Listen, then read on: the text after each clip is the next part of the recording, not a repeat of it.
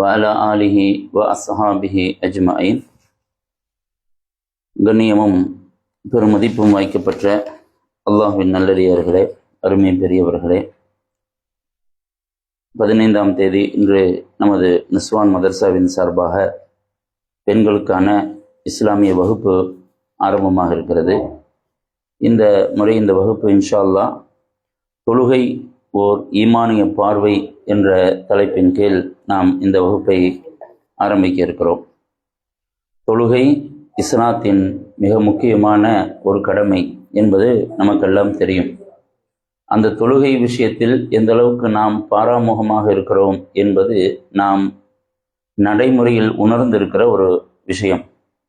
இந்த தொழுகை பற்றி இஸ்லாமிய சன்மார்க்கம் எந்த அளவுக்கு வலியுறுத்துகிறது, தொழுகை நம்மில் என்னென்ன மாற்றங்களை எல்லாம் செய்யும், தொழுகாமல் விட்டால் நமக்கு தண்டனை என்ன, சில முக்கியமான தொழுகைகளுடைய முக்கியத்துவம், அது நமக்குள் நடத்துகிற மாற்றங்கள் பற்றி மார்க்கம் என்ன போதிக்கிறது என்பது போன்ற தொழுகை சம்பந்தமான பரந்து விரிந்த ஒரு விஷயங்களை நாம் இப்பொழுது பேச இருக்கிறோம். முதலாவதாக தொழுகை என்கிற வார்த்தையை குறிக்கக்கூடிய சலாத் என்கிற அரபு வார்த்தைக்கு துஆ, பிரார்த்தனை என்பது மொழிப்பொருள். முஸ்லிம்களுடைய நடைமுறையில் தொழுகை என்பது தக்பீரில் ஆரம்பித்து, தக்பீர் தஹ்ரீமான்னு சொல்லுவோம்ல, அதில் ஆரம்பித்து அஸ்ஸலாமு அலைக்கும் என்ற சலாத்தில் முடியக்கூடிய சில சில செயல்கள் அடங்கின ஒரு அமைப்புக்குத்தான் தொழுகை என்று பெயர். அல்லாஹ் ஜல்லஷானஹு தஆலா நல்லவர்களை பற்றி பேசுகிற நிறைய இடங்கள்ல யுகீமூன ஸலாத்த, அவர்கள் தொழுகையை நிலைநாட்டுவார்கள் என்பதாக கூறுவான்.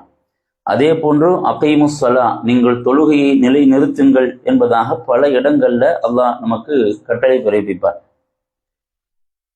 இதுவெல்லாம் தொழுகையினுடைய ஒரு முக்கியத்துவத்தை நமக்கு காட்டுகிறது.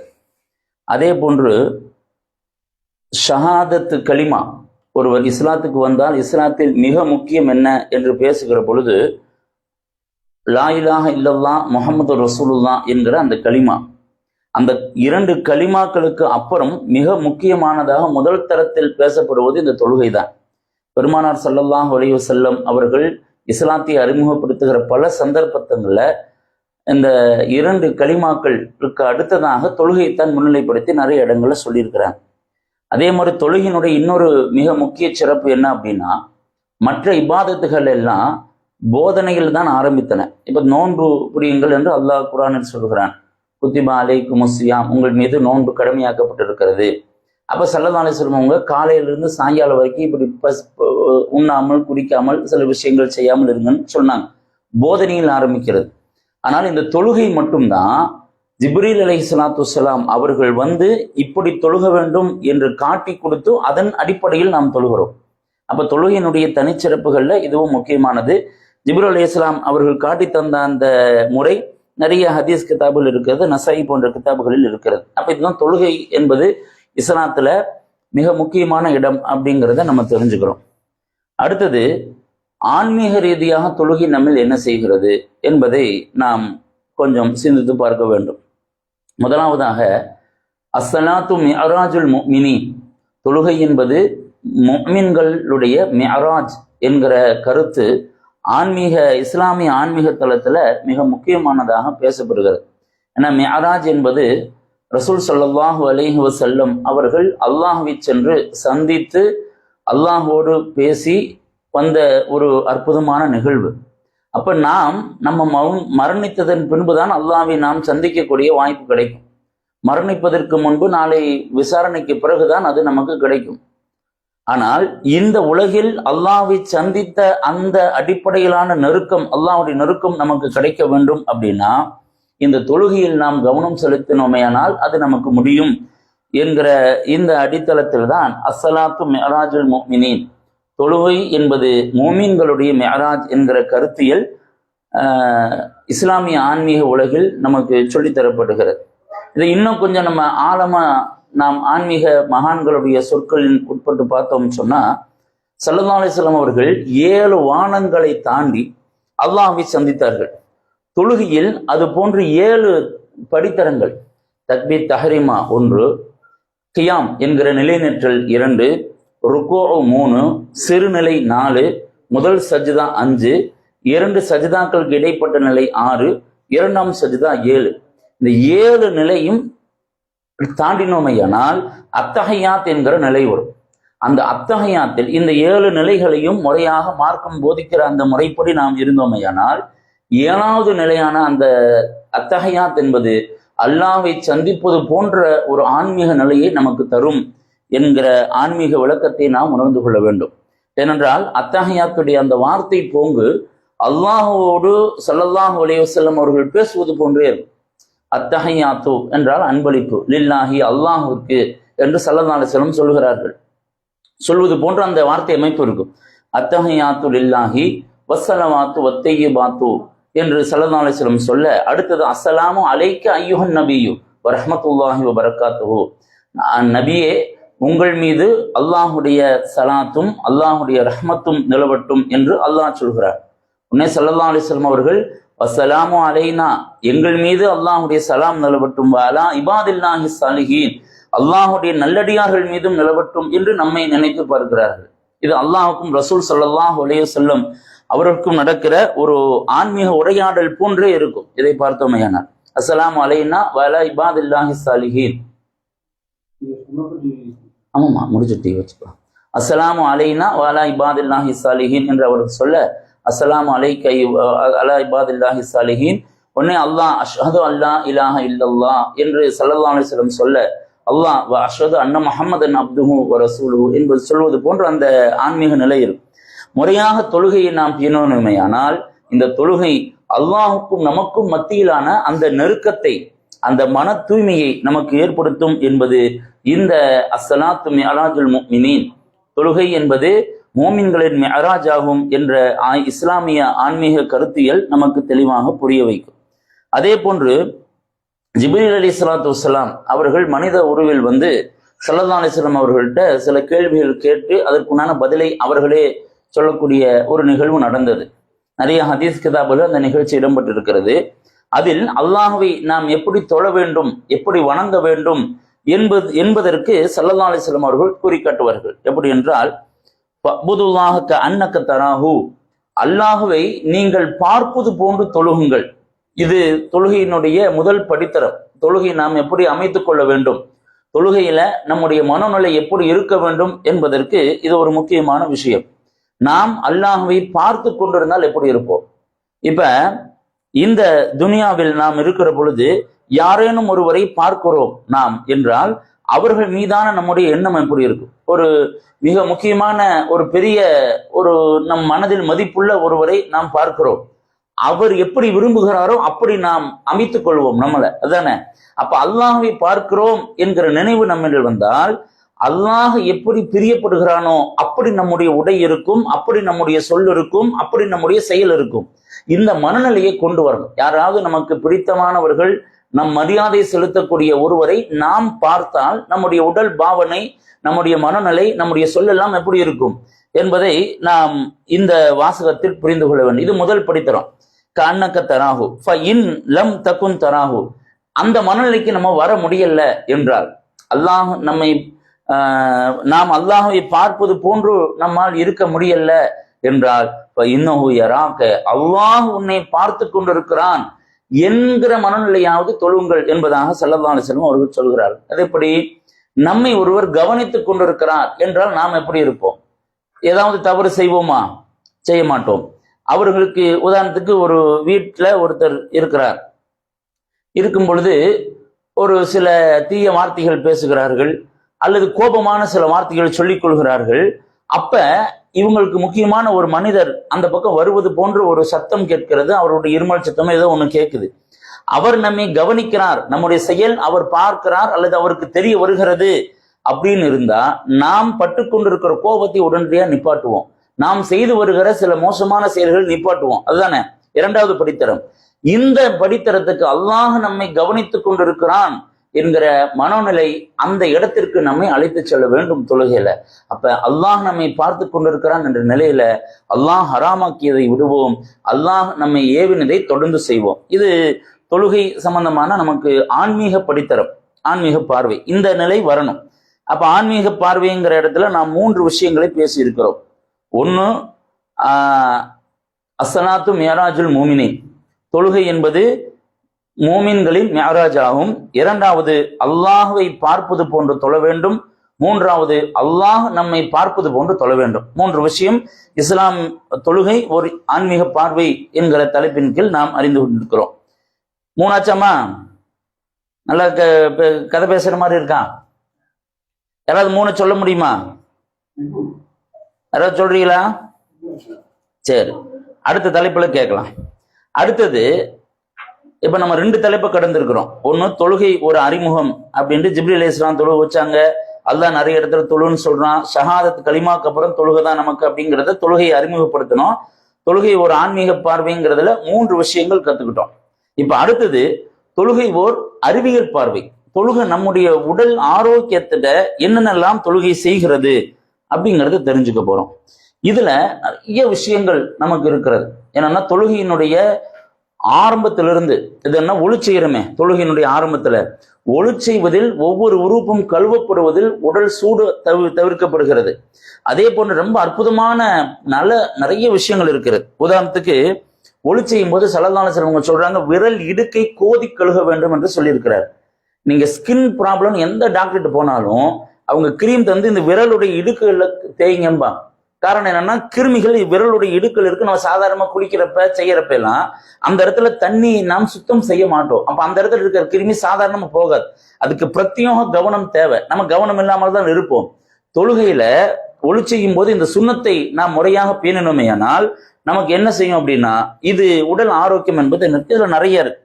அதுல குறிப்பா நாம் மூன்று விஷயத்தை ஞாபகப்படுத்துகிறோம் இந்த அறிவியல் பார்வைங்கிற இடத்துல. நம்பர் 1 என்னன்னா, ஒருவர் முறையாக தொழுது வந்தால் அவருடைய மன வலிமை பெறும். எவ்வளவு பெரிய டென்ஷனாக இருந்தாலும் சரி, எவ்வளவு பெரிய கவலையாக இருந்தாலும் சரி, ஒரு மாற்றம். அவரு கடுமையா கோபத்தில் இருக்காரு, சண்டை போட்டுட்டு இருக்காரு, பாங்க சொல்றாங்க, சரி நான் தொழுகை ஓட்டு வந்து பாத்துக்கிறேன் ஒளி செஞ்சுட்டு அந்த தொழுகையில தக்பீர் கட்டினாருன்னா ஒரு மாற்றம் அங்கே நடக்கிறது. அதாவது சூழலை மாற்றுகிறார். அப்ப அவருக்கு மன அமைதி கண்டிப்பாக கிடைக்கும். வேறு சிந்தனைகளை மாற்றிவிட்டு அல்ஹம்துலில்லாஹி ரப்பில் ஆலமீன் என்று பிராக்டிக்கல் வேர்டு, அதாவது பயிற்றுவிக்கப்பட்ட அந்த வார்த்தைகளை அவர் மொழிகிற பொழுது அவர் மன வலிமையும் மன அமைதியும் பெருகும். தொழுகை என்பது முதலாவதாக அறிவியல் பார்வையில நமக்கு மன வலிமை தருகிறது. இதனாலதான் எத்தனையோ புள்ளி விவரங்கள்ல தற்கொலை செய்து கொள்ளக்கூடிய அந்த மக்கள்ல தன்னுடைய மன வலிமை இழக்கிற மக்கள்ல முஸ்லிம்கள் ரொம்ப குறைவு. காரணம் என்னன்னா, எவ்வளவு டென்ஷனான இயக்கமாக இருந்தாலும் அந்த தொழுகை நேரம் வந்துட்டா அந்த இடத்தை விட்டு வேறு இடம் மாற வேண்டும். மனம் வேறு ஒரு சிந்தனைக்கு உள்ளாக வேண்டும். அப்ப மனம் மாற்றம் என்பது அவர்களுக்கு இயற்கையா நடக்குது. நம்பர் 1. 2வது, நம்முடைய உடல் இயக்கம் அப்படிங்கிறத பொறுத்த வரைக்கும் அசைவுகள் இருக்கணும். எத்தனையோ மூட்டுகள் இருக்கிறது. நிறைய இந்த பிசியோதெரப்பி மாதிரி விஷயத்துக்கு போனோம்னா அவர்கள் தருகிற பயிற்சி எல்லாத்தையும் உன்னிப்பா கவனிச்சிங்கன்னா நம்முடைய மூட்டுக்கள் அசையணும். குறிப்பா நிணநீர் சுழற்சின்னு உடம்புல ஒண்ணு இருக்கு. ரத்தம் ஓட்டம் மாதிரி நிணநீர்னு ஒண்ணு இருக்கு. அதாவது இந்த உடம்புல இருக்கக்கூடிய திசுக்களில் இருக்கிற அந்த திரவங்களை சரியான ஒழுங்குபடுத்துவதற்கான ஒரு ஓட்டம் உடம்புல இருக்கு. அது சரியான முறையில ப்ராசஸ் ஆகணும் அப்படின்னா நம்முடைய மூட்டுக்கள் அசைகிறது அதுக்கு ரொம்ப முக்கியம். தொழுகையில பாத்தீங்கன்னா நம்முடைய உடலில் என்னென்னலாம் மூட்டு என்று இருக்கிறதோ ஒரு முறையாக 2 ரக்காய் தொழுதாருன்னா அத்தனை மூட்டும் அசைக்கப்படும். இப்ப தக்பீர் கட்டுகிறோம். தக்பீர் கட்டுகிற போது தோல் பட்டை என்கிற அந்த மூட்டு பாத்தீங்கன்னா அசையுதுங்களா? அதுக்கப்புறம் தக்பீர் கட்டின உடனே இந்த மணிக்கட்டுங்கிற மூட்டு அசைகிறது. ருக்குவுக்கு போன உடனே நம்முடைய இந்த கையினுடைய இந்த மூட்டு அசைகிறது. முதுகனுடைய இந்த மூட்டு, இடுப்பில் இருக்கிற அந்த மூட்டும் அசைகிறது. அதே மாதிரி நம்ம சஜிதாக்கு போகிற பொழுது இந்த மூட்டு, அதே மாதிரி காலுடைய மூட்டுக்கள், கால் விரல்களுடைய மூட்டு, எல்லா மூட்டும் அசைகிறது. இறுதியாக நாம் சலாம் கொடுக்கிற பொழுது இந்த கழுத்தில் இருக்கிற அந்த ஜாயிண்ட், அதுவும் அஸ்ஸலாமு அலைக்கும் வரஹ்மத்துல்லாஹ் என்று சொல்கிற பொழுது முழுவதுமாக அசைவு வருகிறது. அப்ப தொழுகையில் ஒருவர் முழுமையாக தொழுதாரையானால் அவருடைய மூட்டுக்கள் முழுமையாக அசைக்கப்படுகின்றன. அப்ப உடற்பயிற்சி, பிசியோதெரப்பி போன்ற மருத்துவங்கள் அனைத்திலுமே மிக முக்கியமாக கவனிக்கக்கூடிய ஒரு பயிற்சி இந்த மூட்டு அசைவு. மூட்டுக்களை சரியான முறையில் அசைக்கணும். எங்க பார்த்தீங்கன்னா இப்படி அசைங்க, அப்படி அசைங்க, இப்படிலாம் சொல்லுவாங்க. ஒரு முறையாக தொழுதாரையானால் அவருக்கு முழுமையாக அந்த மூட்டு அசைவு ஏற்படும். நிணநீர் சுரப்பி அதிகமாகும், உடல் ஆரோக்கியம் பெறும். அப்ப 2, முதலாவதாக அறிவியல் பார்வையில நமக்கு மன வலிமை கிடைக்கும். இடமாற்றம் கிடப்பதால. ரெண்டாவது, மூட்டுக்கள் அசைக்கப்படுவதால் அது சார்ந்த ஆரோக்கியம் கிடைக்கும். அடுத்தது, தொழுகையில் அதிகமாக நாம் பார்க்கிற பொழுது நம்முடைய நரம்பு மண்டலங்கள் அழுத்தம் கொடுக்கப்படுகின்றன. நம்ம அக்கு பிரஷரு, இதெல்லாம் சொல்லுவாங்கல்ல, நீங்க கரெக்டா பாருங்க, நாம் உடலில் எத்தனை இடத்துல அழுத்தம் கொடுக்கப்படுகிறது. நம்முடைய நரம்பு மண்டலம், கையை கரெக்டா தக்பீர் கட்டின உடனே தக்பீர் கட்டுகிறோம், இந்த இடத்துல இருக்கிற பகுதியில் அழுத்தம் கொடுக்கப்படுகின்றன. கரெக்டா மூட்டு பகுதி, முட்டியில் இருக்கக்கூடிய பகுதியில் ருக்குவில் அழுத்தம் கொடுக்கப்படுகின்றன. கையில் சஜிதா செய்கிற போது இந்த 2 இடங்களும் அழுத்தம் கொடுக்கப்படுகின்றன. இதுக்கு எல்லாத்துக்கும் உச்சமாக நாம் தொழுகையில் அத்தகையா சஜிதால் இருப்போம் பார்த்தீங்களா, சஜிதா அத்தகையாத்து ரெண்டுலையுமே நம்முடைய கால் விரல்கள் கிபிலாவை முன்னோக்கி இருக்கணும். சுன்னத்து தானே. கிபிலாவை முன்னோக்கி வைக்கிற பொழுது கால் பாதங்களுடைய அடிப்பகுதி இருக்குல்ல, நரம்புகளுடைய குவியல், அந்த இடத்துல உடம்புல இருக்கிற மொத்த நரம்பு மண்டலமும் குவிஞ்சிருக்கு. அந்த இடத்துல நீங்க அத்தனை விரலையும் அழுத்தம் கொடுக்கிற பொழுது உடலில் இருக்கிற அத்தனை நரம்பு மண்டலங்களும் ஒரு அசைவு பெற்று அழுத்தம் பெற்று சுறுசுறுப்பாகின்றன. இது மருத்துவத்தில் இந்த நரம்பு மண்டலத்தில் அழுத்தம் கொடுத்தல் என்பது மிக முக்கியமான ஒரு வைத்திய முறை. இது எல்லாத்துக்கும் தெரியும். அதே மாதிரி அத்தகையத்தில் உட்காரும் போது காலை மடக்கி அது மேல உட்காருவோம் அல்லது இடுப்பை மடக்குவோம். எல்லா இடத்துலையும் பார்த்தீங்கன்னா நம்முடைய உடலில் இருக்கிற தசை மண்டலங்கள், உடலில் இருக்கிற நரம்பு மண்டலங்கள் அழுத்தம் கொடுக்கப்படுகின்றன. இந்த அழுத்தம் நம்முடைய உடல் ஆரோக்கியத்திற்கு மிக முக்கியமானது என்பதை நாம் கொஞ்சம் தெரிந்து கொள்ள வேண்டும். இன்னும் நிறைய இருக்குது. தொழுகையினுடைய ஒவ்வொரு நிலைக்கும் முதல்ல ஆன்மீக பார்வையில் சொன்னோம்ல, நிலை, ருக்கு, சுஜூது, ஒவ்வொன்றிலும் அறிவியல் பலன்கள் நிறைய இருக்கின்றன. நம்ம சுருக்கமா தெரிந்து கொள்வதற்கு 3 விஷயங்கள். ஒன்று, மனமாற்றம் ஏற்படுகிறது, மன வலிமை பெறுகிறது. 2வது, மூட்டுக்கள் அசைக்கப்படுகின்றன. 3வது, நரம்பு மண்டலங்கள் அழுத்தம் கொடுக்கப்படுகின்றன. இதை யாராவது சொல்ல முடியுமாமா? யாரும் இல்லையா? சொல்லுங்க சொல்லுங்க.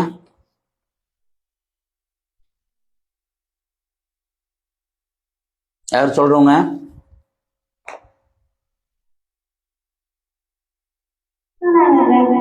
சொல்லுமா.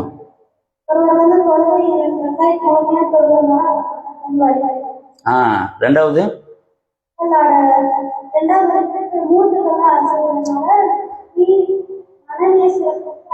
அல்ஹம்துலில்லாஹ். 3வதுமா, அல்லாஹ் உங்களுக்கு பரக்கத்து செய்யட்டும். நல்லபடியா மனநலத்துல வச்சிருக்கீங்க, ரொம்ப சந்தோஷம். சரி, அடுத்தது போலாம். இப்ப நம்ம எத்தனை பார்த்திருக்கோம்? நம்ம இன்றைய வகுப்புல தொழுகையில தொழுகை அறிமுகம் அப்படிங்கிறத பார்த்திருக்கோம். ஆன்மீக பார்வையில 3, அறிவியல் பார்வையில 3 விஷயங்கள் பார்த்திருக்கோம். நிறைய இருக்கு. நம்ம ஒரு மாடலுக்கு ஒவ்வொன்றா பார்க்கணும். இப்ப அடுத்தது என்னன்னா, தொழுவதால் ஏற்படுகிற இன்மை பலன்கள். மறுமையில நமக்கு சொர்க்கம் கிடைக்கும், எல்லாம் நமக்கு தெரியும். இந்த துனியால நமக்கு என்னென்னலாம் கிடைக்குது தொழுவதனால அப்படிங்கிறதான் பார்க்க போகிறோம். அதுல முதலாவதாக, தொழுவதால் இந்த உலகில் நமக்கு என்ன கிடைக்கும்னா, நம்முடைய தொழுகை நம்மை மானக்கேடான விஷயத்தை விட்டும் அப்பாற்படுத்தும், அருவருப்பான விஷயத்தை விட்டும் அப்பாற்படுத்தும். அல்லாஹ் குர்ஆன்ல சொல்றான், இன்ன ஸலாத்த தன்ஹா அனில் ஃபஹ்ஷாஇ வல் முன்கர். நிச்சயமாக தொழுகை மானக்கேடான விஷயத்தையும் அருவருப்பான விஷயத்தையும் விட்டும் உங்களை தடுக்கும் என்பதாக அல்லாஹ் கூறுகிறான். அப்ப மானக்கேடான விஷயம்னா என்ன, அருவருப்பான விஷயம்னா என்ன என்றால், சில விஷயங்களுக்கு நம்ம பழக்கப்பட்டு இருப்போம். உதாரணத்துக்கு, மிகப்பெரிய மனிதரா இருப்பார், அவரு பேசினாருன்னா எல்லாரும் அவ்வளவு மரியாதை கொடுப்பாங்க. ஆனா அவருக்கு என்ன பழக்கம் இருக்கும்னா, பீடி குடிச்சிட்டு இருப்பார். பீடிங்கிறது ஒரு அருவருப்பான விஷயம், அவரால் அதை சாமானியமா விட முடியாது. தொழுகையில் முறையாக பேணுதல் வந்தால் இயற்கையாக கொஞ்சம் கொஞ்சமாக அந்த அருவருப்பான விஷயத்தை விட்டு அப்பாற்பட்டு வருவார். இன்னொருத்தர் இருப்பாங்க, மானக்கேடான விஷயம், அவங்க நல்லா இபாதத்தா இருப்பாங்க, மற்றதெல்லாம் சரியா இருக்கும். ஆனா தனிமை அப்படின்னு வந்துட்டா அவங்க ரொம்ப அசிங்கமானவங்களா இருப்பாங்க, மானக்கேடான விஷயங்கள். அல்லது நல்லவங்களா இருப்பாங்க, கோபம் வர்ற வரைக்கும். கோபம் வந்துருச்சுன்னா ரொம்ப கெட்ட வார்த்தைகள்லாம் பேசுவாங்க, பாத்திரத்தை உடைப்பாங்க, ரொம்ப மானக்கேடான அருவருப்பா நடந்துக்குவாங்க. இப்படிப்பட்ட பண்புகள் நம்மளாலே மாத்திக்க முடியலையா என்றால், தொழுகையில் முறையாக பேணுதலாக நாம் நடந்து கொண்டோமே ஆனால் இந்த பண்புகள் நம்மை விட்டு போயிடும் என்பதான் அல்லாஹ் சொல்றான். அப்ப தொழுகையினால் கிடைக்கிற முதல் விஷயம், அருவருப்பான விஷயம் நீங்கும். 2வது விஷயம், மானக்கேடான விஷயம் நீங்கும். ஓகேங்களா? அடுத்து 3வது, தொழுகை என்ன செய்யும்னா, இந்த உலகில் நமக்கு ஏதேனும் கிடைக்க வேணும் அப்படின்னு சொன்னா, நாம் 2 ரக்காயத்து நஃபில் அல்லாஹ்ட்ட தொழுதுட்டு, யா அல்லாஹ் இதை எனக்கு தாடான்னா அல்லாஹ் கொடுப்பான். அல்லாஹ் குர்ஆன்ல சொல்றான், வஸ்தஈனு பிஸ்ஸப்ரி வஸ்ஸலாத். நீங்கள் தொழுகையை கொண்டும் பொறுமையை கொண்டும் உதவி தேடுங்கள் என்பதாக சொல்கிறான். அப்ப நம்முடைய இந்த துனியால எந்த தேவையாக இருந்தாலும் சரி, நமக்கு காசு பணம் பத்தலையா, குடும்பத்துல நிம்மதி இல்லையா, எதுவாக இருந்தாலும் மற்ற மனிதர்களிடம் புலம்புவதை விட, நமக்கு நாமே உக்கி ஊனாக போவதை விட அல்லாஹ்விடம் தொழுது விட்டு அல்லாஹ் எனக்கு இதைத்தான் என்று கேட்கிற பழக்கம் இருந்தால் அல்லாஹ் அதனை நமக்கு தருவான். அல்லாஹ் சொல்றான், வஸ்தஈனு பிஸ்ஸப்ரி வஸ்ஸலாம், தொழுகையை கொண்டும் பொறுமையை கொண்டும் உதவி தேடுங்கள். அப்போ உதவி தேடினா நமக்கு கிடைக்கும். அதே மாதிரி அபூ தாவூதில் பதிவு செய்யப்பட்டிருக்கிற ஒரு நபிமொழி, ஸல்லல்லாஹு அலைஹி வஸல்லம் அவர்கள், இதா ஹஸபஹு அம்ரு, அவர்களுக்கு ஒரு விஷயம் மிக கடுமையாக ஏற்பட்டால் சல்லா, உடனடியா பள்ளிவாசலுக்கு வந்து அல்லது வீட்டுல தொழுதுருவாங்க. எந்த கஷ்டமான விஷயம் வந்தாலும் உடனடியா தொழுவாங்க. இப்ப இந்த பழக்கத்தை நம்ம கொண்டு வரணும். இப்ப நம்ம முதல்ல சொன்னது என்னன்னா, நமக்கு ஒரு தேவை இருக்கிறது, பணம் முழக்கம், மன நிம்மதி. இப்ப நம்ம தொழுகிறது ஒண்ணு இருக்கு. இது என்னன்னா, நமக்கு ஒரு கஷ்டம் வந்துடுச்சு, ஒரு கடன் வந்து கடன்காரன் நம்மளை அப்படியே நொக்கிறான். அதே மாதிரி உடல் நோய், நம்மளுக்கு எதுவுமே சரியாக மாட்டேது, அழுகிறோம், ரொம்ப இதா இருக்கிறோம். இந்த சமயத்துல உடனே ஒளிச்சுருந்தது, யாழ்தான் நான் ஒரு 4 ரக்கை தொழுதுறேன்டா ரப்பே அப்படின்னு தொழுதோம்னா அந்த தொழுகை நமக்கு உதவியாக அமையும் என்பதாக ஸல்லல்லாஹு அலைஹி வஸல்லம் அவர்கள் சொல்கிறார்கள். அப்ப தொழுகை இது மூணாவது. முதலாவதாக அருவருப்பான விஷயத்தை நீக்கும், இரண்டாவது மானக்கேடான விஷயத்தை நீக்கும், மூணாவது நமக்கு உதவி செய்யும். தொழுகை என்பது நமக்கு உதவி செய்யும். அடுத்தது தொழுகை என்பது மூணாச்சுங்களா, அவசரம் என்கிற பண்பை அது மாற்றும், பதட்டம் என்கிற பண்பை அது மாற்றும், பேராசை என்கிற பண்பை மாற்றும். ஆராய்ச்சிங்களா, என்னென்ன பண்புமா? அவசரம் 1, பதட்டம் 2, மூன்றாவது பேராசை.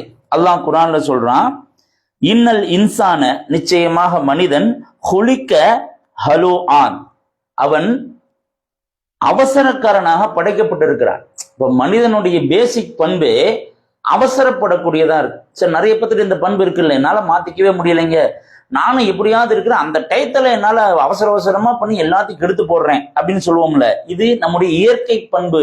இப்படித்தான் மனிதன் படைக்கப்பட்டிருக்கான் அல்லாஹ் சொல்றான். அடுத்தது, இதா மஸ்ஸஹு ஷர்ரு, அவனுக்கு ஏதேனும் தீங்கு நடந்துருச்சுன்னா ஜஸூஆ, அவன் பதறுகிறான் என்பதாக சொல்றான். நிறைய பேருக்கு அந்த பண்பு இருக்கும்ல, நம்மளாலேயே மாத்திக்க முடியாது. சாதாரணமா உட்கார்ந்து இருப்பாங்க, ஒரு போன் பாத்ரூம் அல்லது குளிச்சுட்டு இருக்காங்க, ஏதோ ஒரு பக்கம் வர்றாங்கன்னா 2வது தடவை போன் அடிச்சு அதா இருக்குமோ இதா இருக்குமோ அப்படியா இருக்குமோ இப்படியா இருக்குமோ பதறுவாங்க. அதே மாதிரி யாரோ ஒருத்தர் போன் பண்ணாங்க, பேசிட்டு இருக்கிற போன் கட் ஆயிருச்சு, திரும்ப போன் போட்டோம் போகல, என்னாச்சு ஏதாச்சும், அவங்களுக்கு போன் பண்ண ஒண்ணுமே இருக்காது. இந்த பதட்டப்படுகிற பண்பும் நம்முடைய இயற்கை நல்லா சொல்றான். இதா இன்னல் இன்சான குலிக்க ஹலூஆ, நிச்சயமாக மனிதன் அவசரக்காரனாக படைக்கப்பட்டு இருக்கிறான், அவனுக்கு தீங்கு ஏற்பட்டால் பதறக்கூடியவனாக இருக்கிறான். இதா மஸ்ஸஹுல் கைரு, அவனுக்கு நல்லது நடந்துருச்சுன்னா மனுஆ, அதனை தடுக்கக்கூடிய பேராசைக்காரனாக இருக்கிறான். மனுஆனா தடுக்கக்கூடியவன். எதுக்கு தடுப்பான்? பேராசை, எனக்கே இது இருக்கணும், என்னை மாதிரி அவனுக்கு இருக்கக்கூடாதுங்கிற பண்பு. இந்த 3 மனிதன்னு சொல்லிட்டு நமக்கு அடுத்த செய்தி அல்லாஹ் சொல்றான். 3 தொடர்ந்து வரக்கூடிய ஆயத்து, இல்லல் முஸல்லீன், தொழுகையாளிகளை தவிர, அல்லதீன ஹும் அலா சலாத்திஹிம் தாயிமூன், அவர்கள் தன்னுடைய தொழுகையில் நீடித்திருப்பார்கள். கொஞ்சம் கொஞ்சம்லாம் தொழுக மாட்டாங்க. தொடர்ந்து யார் தொழுகக்கூடிய பழக்கம் இருக்கோ அவங்களுக்கு இந்த 3 பண்பும் இருக்காது. என்னென்ன? அவசரம், பதட்டம், பேராசை. இந்த 3 பண்பை விட்டும் காப்பாற்றப்படுவார்கள் என்பதாக அல்லாஹ் சொல்கிறான்.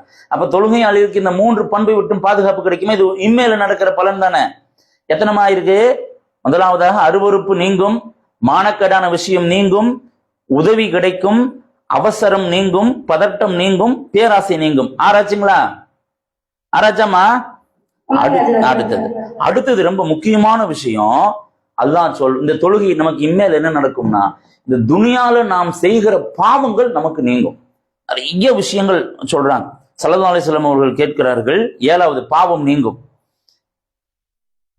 ஐத்தும் லவ் அன்ன நகரம் பிபாபி அஹதிக்கும், உங்கள ஒருத்தருடைய வீட்டு வாசல்ல கதவு பக்கத்துல ஒரு ஆறு ஓடுது. அவர் என்ன செய்யறாருன்னா, அந்த ஆத்துல ஒரு நாளைக்கு 5 தடவை குளிக்கிறார் அப்படின்னு ஸல்லல்லாஹு அலைஹி வஸல்லம் சொல்லிட்டு, யுபகா மின் தர்னிஹி, அவருடைய உடம்புல ஏதேனும் அழுக்கு இருக்குமா? ஒரு நாளைக்கு வீட்டு வாசல்லே ஆறு ஓடுது, அந்த ஆத்துல ஒரு 5 தடவை ஒரு நாளைக்கு குளிக்கிறாருன்னா அவர் உடம்புல ஏதாவது அழுக்கு இருக்குமா அப்படின்னு கேட்கும்போது சஹாபாக்கள் இல்லைங்கிறாங்க. அதுதான் மிஸ்லு ஸலவாத்தில் ஹம்சி, 5 வக்த் தொழுக மாறி, யம்ஹுல்லாஹு பிஹா அல் ஹதாயா, அல்லாஹ் தஆலா இந்த 5 வக்து தொழுகையை கொண்டு அவருடைய பாவத்தை எல்லாம் நீக்கிடுவான் என்பதாக ஸல்லல்லாஹு அலைஹி வஸல்லம் சொல்றாங்க. இந்த ஹதீஸ் புகாரி ஷரீஃப்ல இடம்பெற்றிருக்கு. அப்ப நாம் செய்கிற பாவங்கள் நிறைய இருக்கும், நமக்கு தெரிஞ்சிருக்கும், தெரியாம இருக்கும். ஆனா இந்த 5 வக்து தொழுகையை சரியா பேணிட்டோம்னா அல்லாஹ் அந்த பாவத்தை நீக்கிடுவான். இந்த பாவத்தை நீக்கிடுவாங்கிறது 2 கருத்து. ஒண்ணு, அந்த நாம் செய்த பாவம், உதாரணத்துக்கு பொய் சொல்கிறோம், புரணி பேசுகிறோம், பாவங்களா, இது பாவம்னு அல்லாஹ் ரெஜிஸ்டர் பண்ணிருப்பான்ல, அந்த ரெஜிஸ்டர்ல நீக்கிடுவாங்கிற கருத்து உண்டு. இன்னொன்னு, அந்த பாவம் செய்வதால் நமக்கு வர்ற பாதிப்பை நீக்கிடுவான் என்கிற 2 கருத்தும் உண்டு.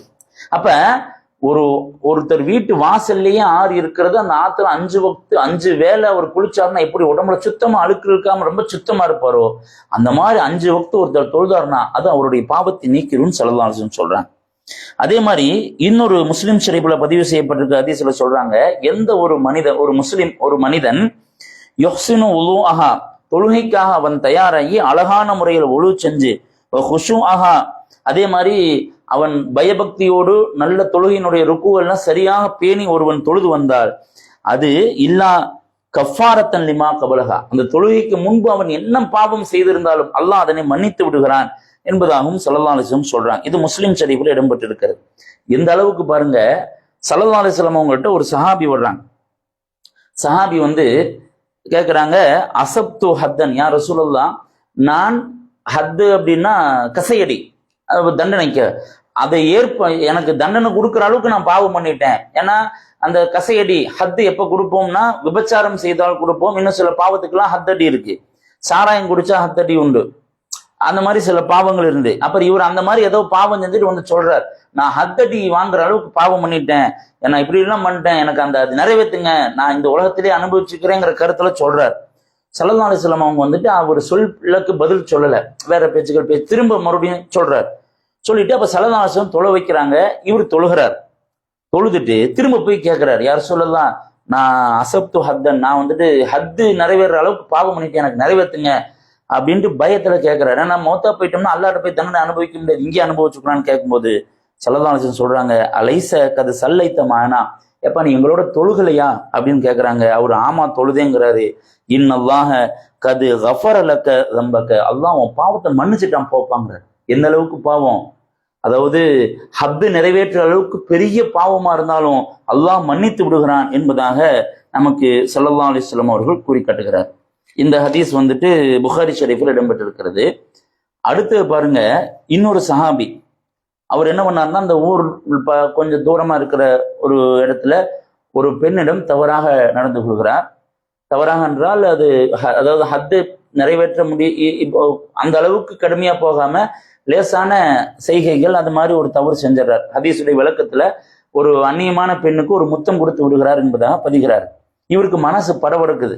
நேரா ஸல்லல்லாஹு அலைஹி வஸல்லம் சஹாபாக்கள்லாம் இருக்கிறாங்க. அப்ப சொல்றாரு, இன்னி அசப்து மின்ஹா மாதூனான் நமஸஹா, யா ரசூலல்லாஹ், ஹத்து நிறைவேற்றுற அளவுக்கு இல்லாம நான் அவள்கிட்ட தப்பு பண்ணிட்டேன் அப்படின்னு சொன்ன உடனே உமர் ரலியல்லாஹு தஆலா அன்ஹு அவங்க சொல்றாங்க, அங்க இருக்கிறாங்க, அந்த சபையில் இருக்கிறாங்க, லக்கது சதரக்கல்லாஹு லவ் சதர்த நம்ஸக, எப்பா நீ தப்பு பண்ணிட்டு அல்லாத மறைச்சிடாங்க, நீ மறைச்சிட்டு பேசாம தௌபா செஞ்சுட்டு போக வேண்டியதான், அதையப்பா இப்படி சொல்லிட்டு இருக்கிற என்பதாக அவர்கள் சொல்கிறார்கள். சொல்லிட்டு அவரு மற்ற ஸல்லல்லாஹு அலைஹி வஸல்லம் பேசாம அவங்க கேட்கிறாங்க அமைதி. அப்புறம் கொஞ்ச நேரம் கழிச்சு ஆயத்தை இவர் சொல்லிட்டு இருந்தார்ல, அதற்காக அல்லாஹ் ஆயத்தை இருக்கிறான், அகிமி ஸலாத்த தர்ஃபஇன் நஹாரி வ ஸுல்ஃபும் மினல் லைலி, பகலுடைய 2 ஓரங்களிலும் இந்த இரவு நேரங்களில் நீங்கள் தொழுகையை நிறைவேற்றுங்கள் அப்படின்ட்டு, இன்னல் ஹசனாத்த யுதுஹிபுன ஸைஆத், நிச்சயமாக நன்மைகள் தீமைகளை போக்கிரும். அப்ப நீ தொழுதீங்கன்னா அந்த பாவம் போயிரும் சொல்றாங்க. அப்ப மனம் வேதனைப்பட்டு ஹராமான விஷயத்தை செய்த அவருடைய பாவத்தையும் தொழுகை என்பது போக்கிவிடும் என்பதாக அல்லாஹ் வசனத்தை இறக்குகிறார். அப்ப தொழுகை என்பது நம்முடைய பாவத்தை எல்லாம் போக்கிவிடும் என்பது இதுல இருந்து நமக்கு தெளிவாக தெரிகிறது. அடுத்தது, இந்த ஹதீஸ் முஸ்லிம் ஷரீஃபில் இடம்பெற்றிருக்கிறது. இப்ப சொன்ன அந்த சஹாபி சொன்னாங்கல்ல, அந்த ஹதீஸ், அந்த ஆயத்தை இறங்குச்சு அந்த ஹதீஸ். அடுத்தது முஸ்னத் அஹமது என்கிற கிதாபில் பதிவு செய்யப்பட்டிருக்க ஒரு நிகழ்ச்சி. ஒரு கோடை காலம் ஸல்லல்லாஹு அலைஹி வஸல்லம் போறாங்க, ஒரு காஞ்ச மரம் ஒன்று இருக்கு.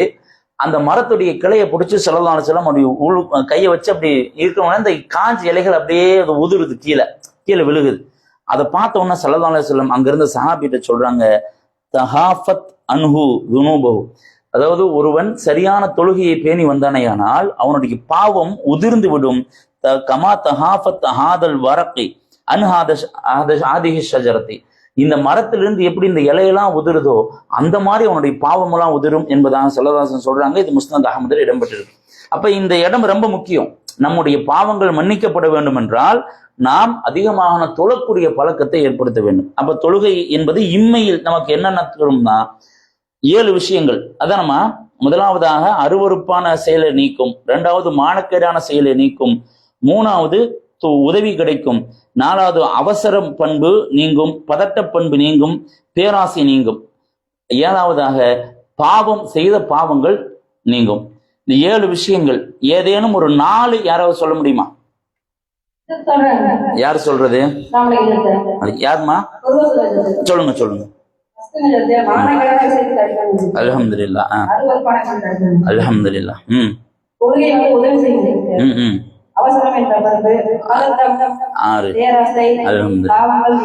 ஏழையுமே சொல்லிட்டீங்க. அல்லாஹ் உங்களுக்கு பரக்கத்தை செய்யட்டும். அல்லாஹ் உங்க ஈமான் அதிகப்படுத்தி மறுமையில ஸல்லல்லாஹு அலைஹி வஸல்லம் கூட இருக்கக்கூடிய நசீபை தரட்டும் இன்ஷாஅல்லாஹ். வேற யாராவது சொல்றீங்களாமா? ஒரு 4வது சொல்லுங்க. சொல்லுங்கம்மா. யாருமா? சொல்லுங்க சொல்லுங்கம்மா.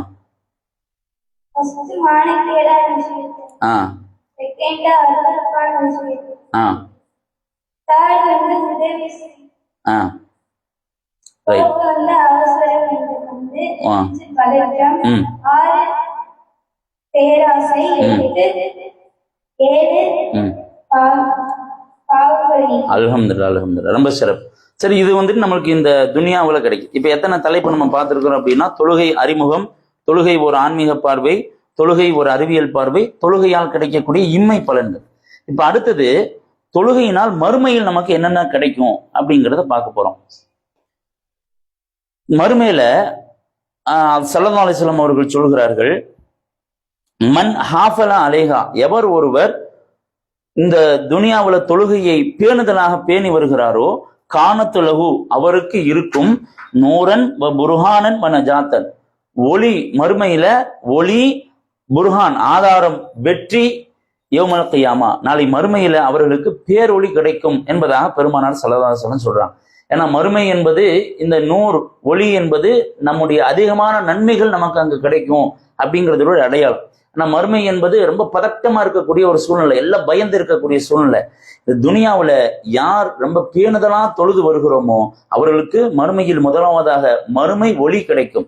இந்த நபிமொழி முஸ்னத் அஹ்மத், தாரமி ஆகிய 2 கிதாபிலும் பதிவு செய்யப்பட்டிருக்கிறது. இது முதல்ல தொழுகையினால் மறுமையில் கிடைக்கக்கூடிய பலன்கள்ல முதல்ல மறுமையில் ஒளி கிடைக்கும், மறுமை ஒளி. 2வது ஸல்லல்லாஹு அலைஹி வஸல்லம் அவருடைய நெருக்கம் மறுமையில கிடைக்கும். அதாவது ஒரு சஹாபி ரபீஆ பின் காஃப் ரலியல்லாஹு தஆலா அன்ஹு சஹாபி, அவங்க ஸல்லல்லாஹு அலைஹி வஸல்லம் அவர்கள் காலை கடன் இவற்றுக்காக போறாங்க, அவங்களுக்கு பணிவிடையெல்லாம் செய்யறாங்க. அப்ப போகும்போது கை கழுவு விடுறாங்க, தண்ணி கைக்கு ஊத்துறாங்க, இந்த மாதிரி பணிவிடையை செய்யறாங்க. அப்ப ஸல்லல்லாஹு அலைஹி வஸல்லம் ஏதாவது வேணா கேளுப்பா அப்படின்னு கேட்ட உடனே அந்த சஹாபி, அஸ்அலுக முராஃபகத்தக ஃபில் ஜன்னா, யா ரசூலல்லாஹ் நாளைக்கு சொர்க்கத்துல உங்களுடைய நெருக்கம் எனக்கு வேண்டும். இவ்வளவு பெரிய பாக்கியம். ஸல்லல்லாஹு அலைஹி வஸல்லம் அந்த நெருக்கம் முராஃபகா, ஸல்லல்லாஹு அலைஹி வஸல்லம் நெருக்கம் கிடைச்சிருச்சு அப்படின்னா நம்ம ஜன்னத்துல் ஃபிர்தௌஸ்னு அர்த்தம். அதுக்கு மேல ஒரு உயர்ந்த தரம் இல்ல மறுமையில. ஸல்லல்லாஹு அலைஹி வஸல்லம் நெருக்கம் நமக்கு கிடைச்சிருச்சுன்னா அதுதான் இருக்கிறதுலே ரொம்ப உயர்த்தியான இடம். அது எனக்கு வேணும் அப்படின்னு கேட்கறாங்க. வேற ஏதாவது வேணுமாப்பா அப்படின்னு கேட்கறாங்க ஸல்லல்லாஹு அலைஹி வஸல்லம். இல்ல அதுதான் வேணும் அப்படின்னு திரும்ப சொன்ன உடனே ஸல்லல்லாஹு அலைஹி வஸல்லம் அவங்க சொல்றாங்க, அது நான் தர்றேன், நாளைக்கு மறுமையில கிடைக்கும், ஆனா அது உனக்கு வேணும்னா இங்க எனக்கு நீ ஒரு உதவி செய்யணுமே அப்படின்னு கேட்டுட்டு ஸல்லல்லாஹு அலைஹி வஸல்லம் சொல்றாங்க, இன்னி அலா நஃப்ஸிக பி கஸ்ரத்தி சுஜூதி, அதிகமாக சஜ்தா செய்து எனக்கு உதவு. இந்த துனியாவுல அதிகமாக நீ சஜ்தா செய்யக்கூடிய பழக்கம் இருந்தால் மறுமையில என்னுடைய முராஃபகா, என்னுடைய நெருக்கம் கிடைக்கும் என்பதாக சொல்றாங்க. இந்த அதிகமான சஜ்தா என்பது தொழுகையை குறிக்கிறது. அதிகமான தொழுகையில் ஈடுபட்டோம்னா நமக்கு மறுமையில் ஸல்லல்லாஹு அலைஹி வஸல்லம் நெருக்கம் கிடைக்கும். எவ்வளவு உயர்தரமான விஷயம். அப்ப மறுமையில் கிடைக்கக்கூடிய பலன்கள்ல நம்பர் 1 மறுமையில் ஒளி கிடைக்கும், அஹ்மத் தாரமி. நம்பர் 2 இப்ப இது ஸல்லல்லாஹு அலைஹி வஸல்லம் அவர்களுடைய நெருக்கம் நமக்கு கிடைக்கும். இந்த நபி மொழி முஸ்லிம் ஷரீஃபில் பதிவு செய்யப்பட்டிருக்கிறது. 3வது மறுமையில் கிடைக்கக்கூடிய விஷயம் என்ன, மறுமையில் முழுமையான மன்னிப்பு கிடைக்கும். இப்போ துனியாவில் நம்ம சொன்னது பாவங்கள்லாம் மன்னிச்சிடுறோம், மறுமையில நம்மை முழுமையான நம்முடைய இயல்பெல்லாம் வெளிப்படுத்தின நேரம்.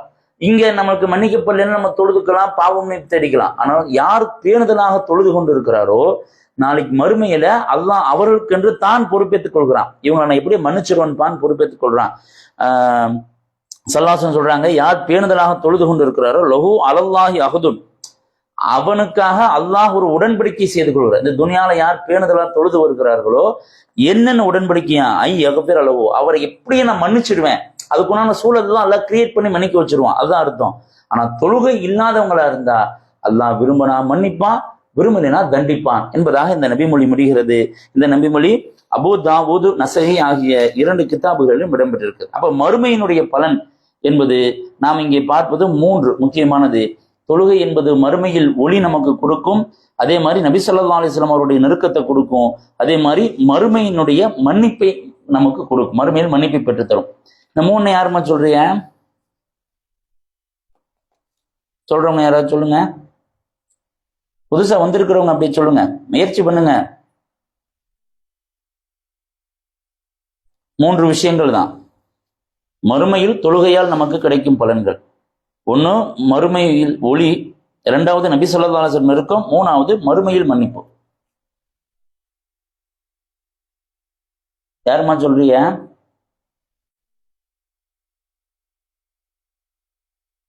மறுமையில் யாருக்கு பலன் வேணும்? சொல்லுங்க சொல்லுங்கம்மா.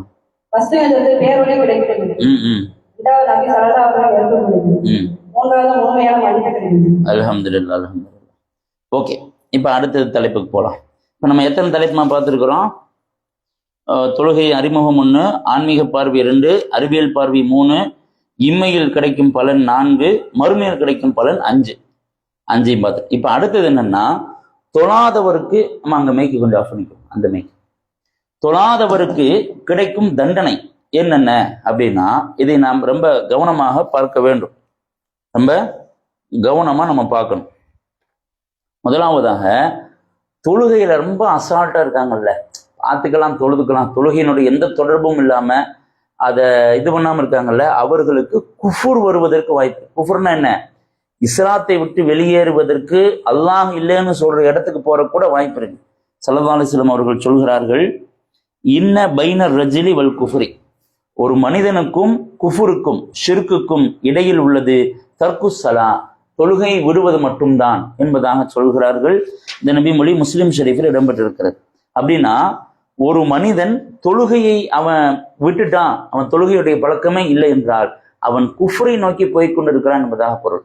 இன்னும் சில நபிமொழிகள் எல்லாம் சஹாபாக்கள் வந்துட்டு இன்னொருத்தர் காஃபிர்னு சொல்லணும்னா தொழுகை இல்லைன்னா தான் காஃபிர்னு சொல்லுவாங்க, மற்ற எந்த அமலும் எடுத்துக்கவே மாட்டாங்களாம். அந்த ஹதீஸ் இருக்கு. அதே மாதிரி ஸல்லல்லாஹு அலைஹி வஸல்லம் சொல்றாங்க, ஃபமன் தரக்கஹா, எவன் தொழுகையை வேண்டுமென்றே விடுகிறானோ ஃபக்கது கஃபர, அவன் நிச்சயமாக குஃப்ர் செய்து விட்டான், இஸ்லாத்தை விட்டு காஃபிராகி விட்டான் என்பதாக ஸல்லல்லாஹு அலைஹி வஸல்லம் சொல்றாங்க. இந்த நபிமொழி அபூ தாவூது, நஸஈ, திர்மிதி ஆகிய 3 கிதாபில் இடம்பெற்றிருக்கு. அப்ப தொழுகையை நம்ம விட்டுட்டே இருக்கிறோம், தொழுகிறதே இல்லைன்னா அஞ்சிக் கொள்ளணும், ஈமானற்ற குஃப்ரியத்தான நிலைக்கு போவதற்கு வாய்ப்பு இருக்கிறது. அல்லாஹ் அதை விட்டு நம்ம அனைவரையும் பாதுகாப்பானாக. இப்ப முதல்.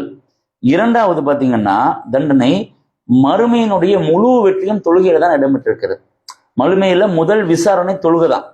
ஸல்லல்லாஹு அலைஹி வஸல்லம் அவங்க சொல்றாங்க, அவ்வளுமா யுஹாசபு அலைஹில் அப்து அஸ்ஸலா, நாளை மறுமையில் விசாரிக்கப்படுகிற விசாரணையில் முதலில் விசாரிக்கப்படக்கூடிய தொழுகை பற்றி தான். இவன் எப்படி தொழுகையில் எப்படி இருந்தான், அதுல ஒருத்தன் கரெக்டா அவனுடைய விசாரணை முடிஞ்சுனா, கரெக்டா அல்ல தொழுதிருக்கான், அல்ல பண்ணியிருக்கான்னா மற்ற அனைத்துமே ரொம்ப இலகுவாக கடந்து நேர சொர்க்கத்துக்கு போயிடுவான். ஆனா தொழுகையில ஒருத்தன் மாட்டிக்கிட்டான் அப்படின்னா அவன் சென்ற மற்ற அமல்களுடைய விசாரணைகளை நோண்டி இது பண்ணி அது ரொம்ப கஷ்டமா போயிடும் என்பதாக ஸல்லல்லாஹு அலைஹி வஸல்லம் இந்த ஹதீஸை முடிக்கிறாங்க. இந்த ஹதீஸ் திருமதி அபூ தாவூது, நஸீல பதிவு செய்யப்பட்டிருக்குங்களா. இது நாம் மிக கவனமாக இருக்க வேண்டிய பகுதி. என்னன்னா, மறுமையில நமக்கு முதல் விசாரணை தொழுகை என்றால் இந்த துனியாவில் வாழ்கிற பொழுது எந்த அளவுக்கு அதுக்கு நம்ம முக்கியத்துவம் தரணும். அப்ப மறுமையில தொழுகாதவங்களுக்கு மற்ற எல்லாத்திலையுமே சிக்கல் வந்துடும். அவங்க செஞ்ச தொழுதிருக்க மாட்டாங்க, சதக்கா கொடுத்திருப்பாங்க, தொழுதிருக்க மாட்டாங்க, நோன்பு வச்சிருப்பாங்க, தொழுதிருக்க மாட்டாங்க, உறவுகளை சேர்ந்து இருந்திருப்பாங்க. தொழுதிருக்க மாட்டாங்கன்னு எப்ப வந்துருச்சோ உறவுகளை பேணுதல், சதக்கா கொடுத்தல் எல்லாத்திலையுமே சிக்கல் வந்துடும் மறுமையில. அது பெரிய தண்டனை தானே. அப்ப முதலாவதாக குஃபுர், அந்த தொழுகாதவருக்கு உண்டான தண்டனையில குஃபுர் வருவதற்கு வாய்ப்பு. குஃபுரு ரெண்டாவது மறுமையில் முதல் விசாரணை தொழுகை மட்டும்தான். அடுத்தது தொழுகாதவருக்கு கிடைக்கிற தண்டனைகள்ல நிறைய இழப்புகள் வரும். ஏன்னா இழப்புகள் அப்படின்னு சொன்ன உடனே நம்ம என்ன நினைச்சிட்டு இருப்போம்னா, காசு பணம் இல்லாது அல்லது ஒருத்தருக்கு உடல் ஆரோக்கியம் இல்லாத மட்டும் இழப்பல்ல, ஒரு சரியான மதிப்பு இல்லாத பெரிய இழப்பு. அவங்க காசு பணம் நல்லா இருக்கும், ஊரே மதிக்கும், ஆனா அவங்க என்ன செய்வாங்கன்னா தன்னுடைய பெத்த பிள்ளைய நினைச்சா கப்பு கப்புன்னு பயப்பாங்க. அப்ப அது பெரிய இழப்புன்னு அர்த்தம். இன்னொருத்தருக்கு எல்லாமே சரியா இருக்கும், ஆனா அவர் உடலில் ஏற்படுகிற சில மாற்றங்கள் அவருக்கே பிடிக்காது, அது ஒரு பெரிய இழப்பு. இந்த மாதிரி பல விதமான இழப்புகளை தொழுகை இல்லாததுக்கு அல்லாஹ் தண்டனையா கொடுக்கிறான். ஸல்லல்லாஹு அலைஹி வஸல்லம் அவர்கள் சொல்கிறார்கள், அல்லதி தஃபூத்துஹு ஸலாத்துல் அஸ்ர், எவர் ஒருவருக்கு அசர் தொழுகை விடுபட்டு விடுகிறதோ ஃபக அன்னமா உதிர அஹ்லுஹு வ மாலுஹு, அவர் தன்னுடைய குடும்பத்தாரையும் தன்னுடைய முழு செல்வத்தையும் இழந்து விட்டவர் போலாவார் என்பதாக ஸல்லல்லாஹு அலைஹி வஸல்லம் சொல்றாங்க. இது புகாரி முஸ்லீம் ஆகிய 2 கிதாபுகளிலும் இடம்பெற்றிருக்கிறது. அப்படின்னா இந்த துனியாவுல நாம் வாழ்கிற பொழுது இது அசர் தொழுகையினுடைய பிரத்யோக சிறப்பு. நிறைய பேர் அசர் தொழுகை மத்தியானம் தூங்கிடுவாங்க. தூங்கி ஒரு 5:30 6 மணிக்கு எந்திரிச்சாங்கன்னா சரி மகரிப்புக்கு அப்புறம் சேர்த்து தொழுதுக்க வேண்டியதுதான், உன்னை யாரு போய் ஒளி செஞ்சு இது பண்ணிட்டு இருக்கிறதுன்னு இருப்பாங்கல்ல. இது தவறு. அசர் தொழுகைக்கு பிரத்யோக ஒரு நோக்கம் உண்டு மார்க்கத்துல. என்றால் இந்த இடத்துல குடும்பத்தையும் ஒருத்தன் காசு பணத்தை ரெண்டையுமே இழந்துட்டான்னா அவனுடைய நிலைமை என்ன யோசிச்சு பாருங்க. ஒருத்தன் காசு பணம் இல்லை, நோய் வாய்ப்பட்டு படுத்திருக்கான், அவன் அண்ணன் தம்பி ஏதாவது ஒண்ணு கொண்டு வந்து கொடுத்துட்டு போயிடுவான், ஏதாவது குறைஞ்சபட்சம் பக்கத்துல உட்காந்து அழுகுவாது செய்வான் இல்லாதப்ப. அல்லது ஒருத்தன் காசு இருக்கு, குடும்ப அமைப்பு இல்லை, அவன் காசை கொடுத்தானா வேலைக்காரரை வச்சு அத்தனை செஞ்சுட்டு போயிடுவான். இது ரெண்டுமே இல்லைன்னா அவனுடைய நிலைமை என்ன? அசர் தொழுகையை விட்டவங்களுக்கு இப்படிப்பட்ட நிலைமை அல்லாஹ் கொடுப்பான்ங்கிற ஒரு பொருள் இந்த நபிமொழியில தெரிகிறது அல்லவா? அப்ப தொழுகை என்பது இந்த ஒரு இழப்பை நமக்கு கொடுக்கும். வாங்க முடியட்டும்.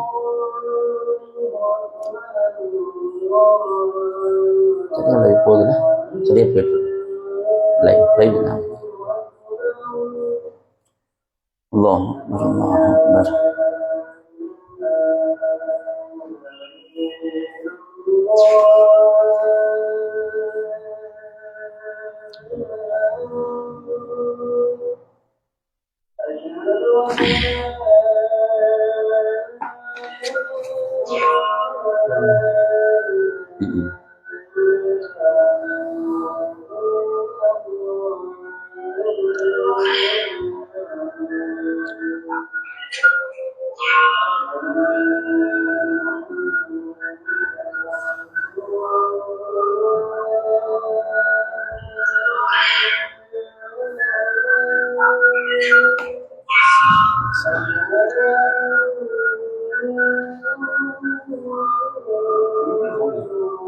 பக்கத்துல இருக்கிற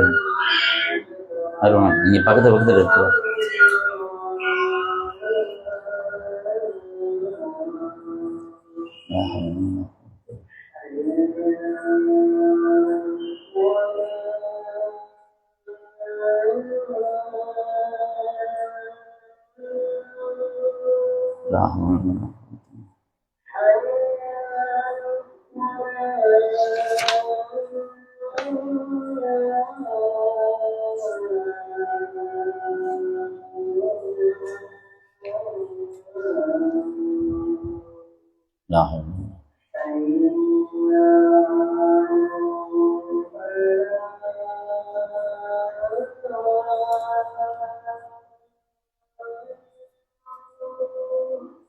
لا حول ولا قوة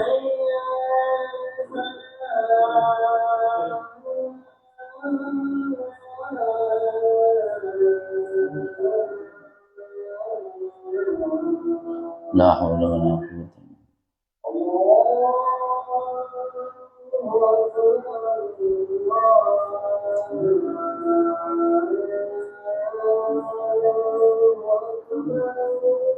الله أكبر.